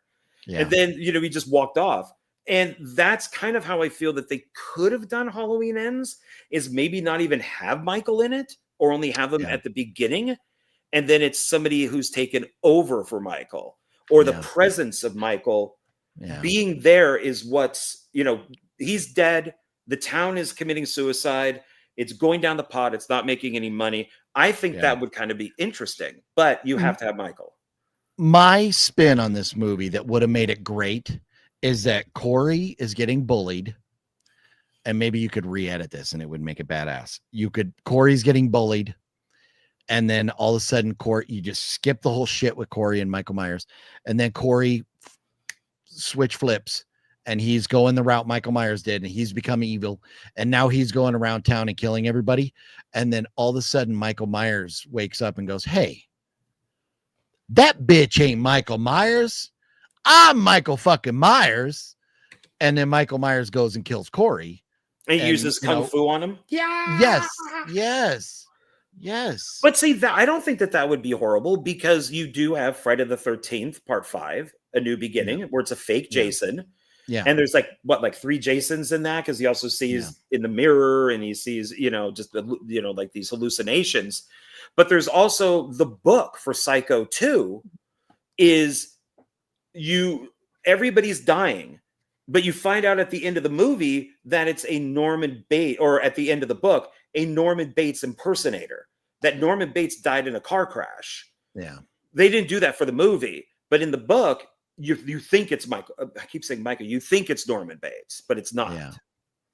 One of the biggest reasons I hate part 5 is because Michael was like answering to these cult people. Michael Myers operates on his own program. He doesn't answer to anybody. He doesn't have proteges. He's not a mentor. He doesn't deal with others. He is a mute who, for whatever reason got him there, who kills people whenever boobs are out. And we get fucking none of that in Halloween Ends. I don't think there was one boob, and I don't think there was any reason that Michael should have been dealing with another person. So, and I kid about the boobs, but there's a pretty good record of Michael killing girls when their boobs come out. Well, yeah, that is true. And but at least we didn't have Thorn, at least they completely dropped that, and they made fun of the sister brother thing. Yeah. So I want to respond to a couple more comments from Kawan here. Let's see here. Corey got bullied by teenagers. Yeah, Corey, but people get bullied I mean, but yeah, he's supposed to be in it like older in his 20s. He could buy him beer, I think but he's getting 21. punked, you know. Yeah, and especially by the band. That was a little goofy, and that's fine. There are nerds out there that would get bullied by teenagers and stuff, but I just have a hard time buying that they would flip the switch. And yes, they did make him Grandpa Michael. They did. Antonis, happy Halloween to you. Happy Have Halloween. fun handing out candy over there. Trick or treat, motherfucker. Yes, Mr. Bones and everybody watching, I do want to say I hope you all have a very good Halloween. I know, and I apologize we didn't get to talking a lot about what everybody was going to do for Halloween and stuff. But I do hope everyone out there has a wonderful, wonderful Halloween, has some fun, whatever it is you're going to do, whether it's watching movies, whether it's eating candy, handing out candy, going to haunts, going, wherever, going to corn mazes or whatever you're going to do. I hope everybody has a safe, spooky, and fun Halloween. John, what do you want to tell everybody, or what do you got to say, or final thoughts? I guess we got to score this still, but I'll turn it over to you. I had my little happy Halloween rant there. Well, rating it, I give it 4 out of 5. Oh my God! Yeah, I do. Wow. Yeah. Wow. Okay, sorry, I didn't mean to blow your eardrums out there, but he literally shocked the shit out of me there. 4 out of 5. I give this I went 3. Let me predict. Okay, 1 out of 5. You're close. I was really on the fence with 1.5. But there are good things, and it is shot well. You're right about that. I give it a 2. I give it a 2 out of 5. Well, with how you dislike it, I'm surprised about the 2 and not just a 1. So yeah. No, well, here's the thing. This is it. I could sit here. Ones are typically there. For me to score something a 1, typically it has to be like bad audio or out of focus or not make sense or incoherent or whatever. This has that. This tells you a story. It's shot well. It's acted well. The effects are fine. So, I mean, right there, it's hard for it to get down to a 1. You do have a kid falling to his death, and his parents watching it is pretty phenomenal. So, they do mention in the audio commentary about that they thought it was too violent. Yeah. That I think he was just going to hit, and then it cuts. But David Gordon Green's like, he's gonna go up and down. The maybe the second best part of it was poor Corey's dad having to deal with that bitch of a mom and having a son who is just a loser. And he wants to do something for his kid, so he gives him a motorcycle. But then he's obviously miserable and he's just going through life, and so when he sees the guy about to shoot Corey, he stands up and he takes a bullet through the dome. I'm like, thank you for putting that poor man out of his misery. Yeah. So I was kind of thinking to myself, like, why did they get married? Maybe at some point she was nice and then she just became a shrew. It evolved. That relationship evolved, and she went through menopause and turned into a bitch or something. Yeah, I don't know. Well, he does say, after the mom freaks out, who is very incestuous. I mean, she tries to kiss him like on the lips, and he's like, "What the fuck?" And so you can probably tell that the mom would have sex with her son if it kept him home and away from other women. But the dad, inspiration, maybe. But the dad, after the mom freaks out and leaves, goes, one day I hope you find love, because he's just miserable. And that's probably also why Corey is somewhat of the way that he is because the mom keeps bashing him down, Yeah. It's interesting, and this, the way I look at it. So like example, Dr. Sleep, if it wasn't a sequel to The Shining, I would like it so much better. If you just took Michael Myers out of this, I would like it so much better. But there it is. 3 hours, 28 minutes. Sorry, John. But yeah. So anyways, everybody look for the video on John's channel of us talking about some Funko Pops.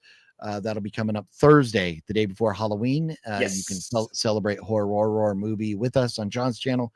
And right now, as soon as we're done with this, if you want more of us, you can definitely go see our 10 movies a piece on John's channel. His links are always down below. Thank you. And you can go watch us talk about 10 movies a piece that we would recommend to watch on Halloween if you're looking for some good horror movies there.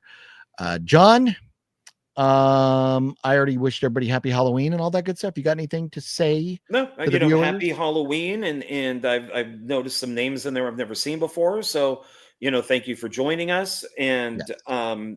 if you made it to the very end here, because this was a long one, and we did have our rants, thank you for staying as long as you did, and thank you for giving us your rankings on some of these films. So.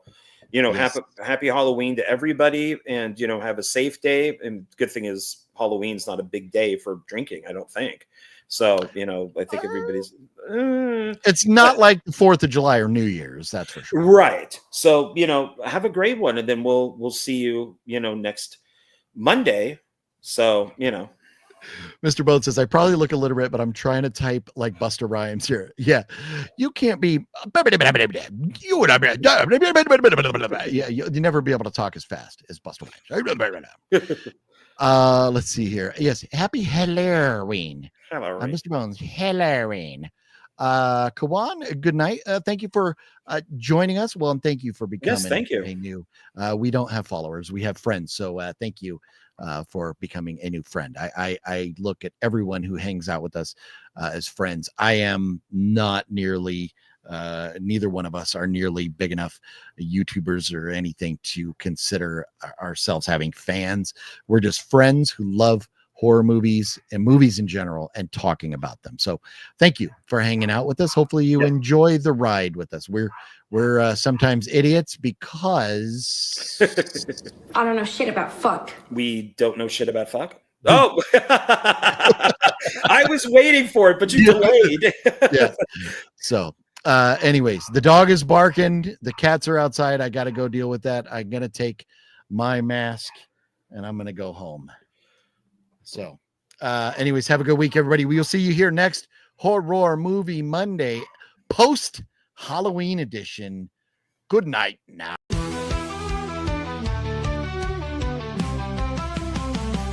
It's Horror Movie Monday, you already know. Chills in the air, and the tension's low. OGP steps up, setting the tone.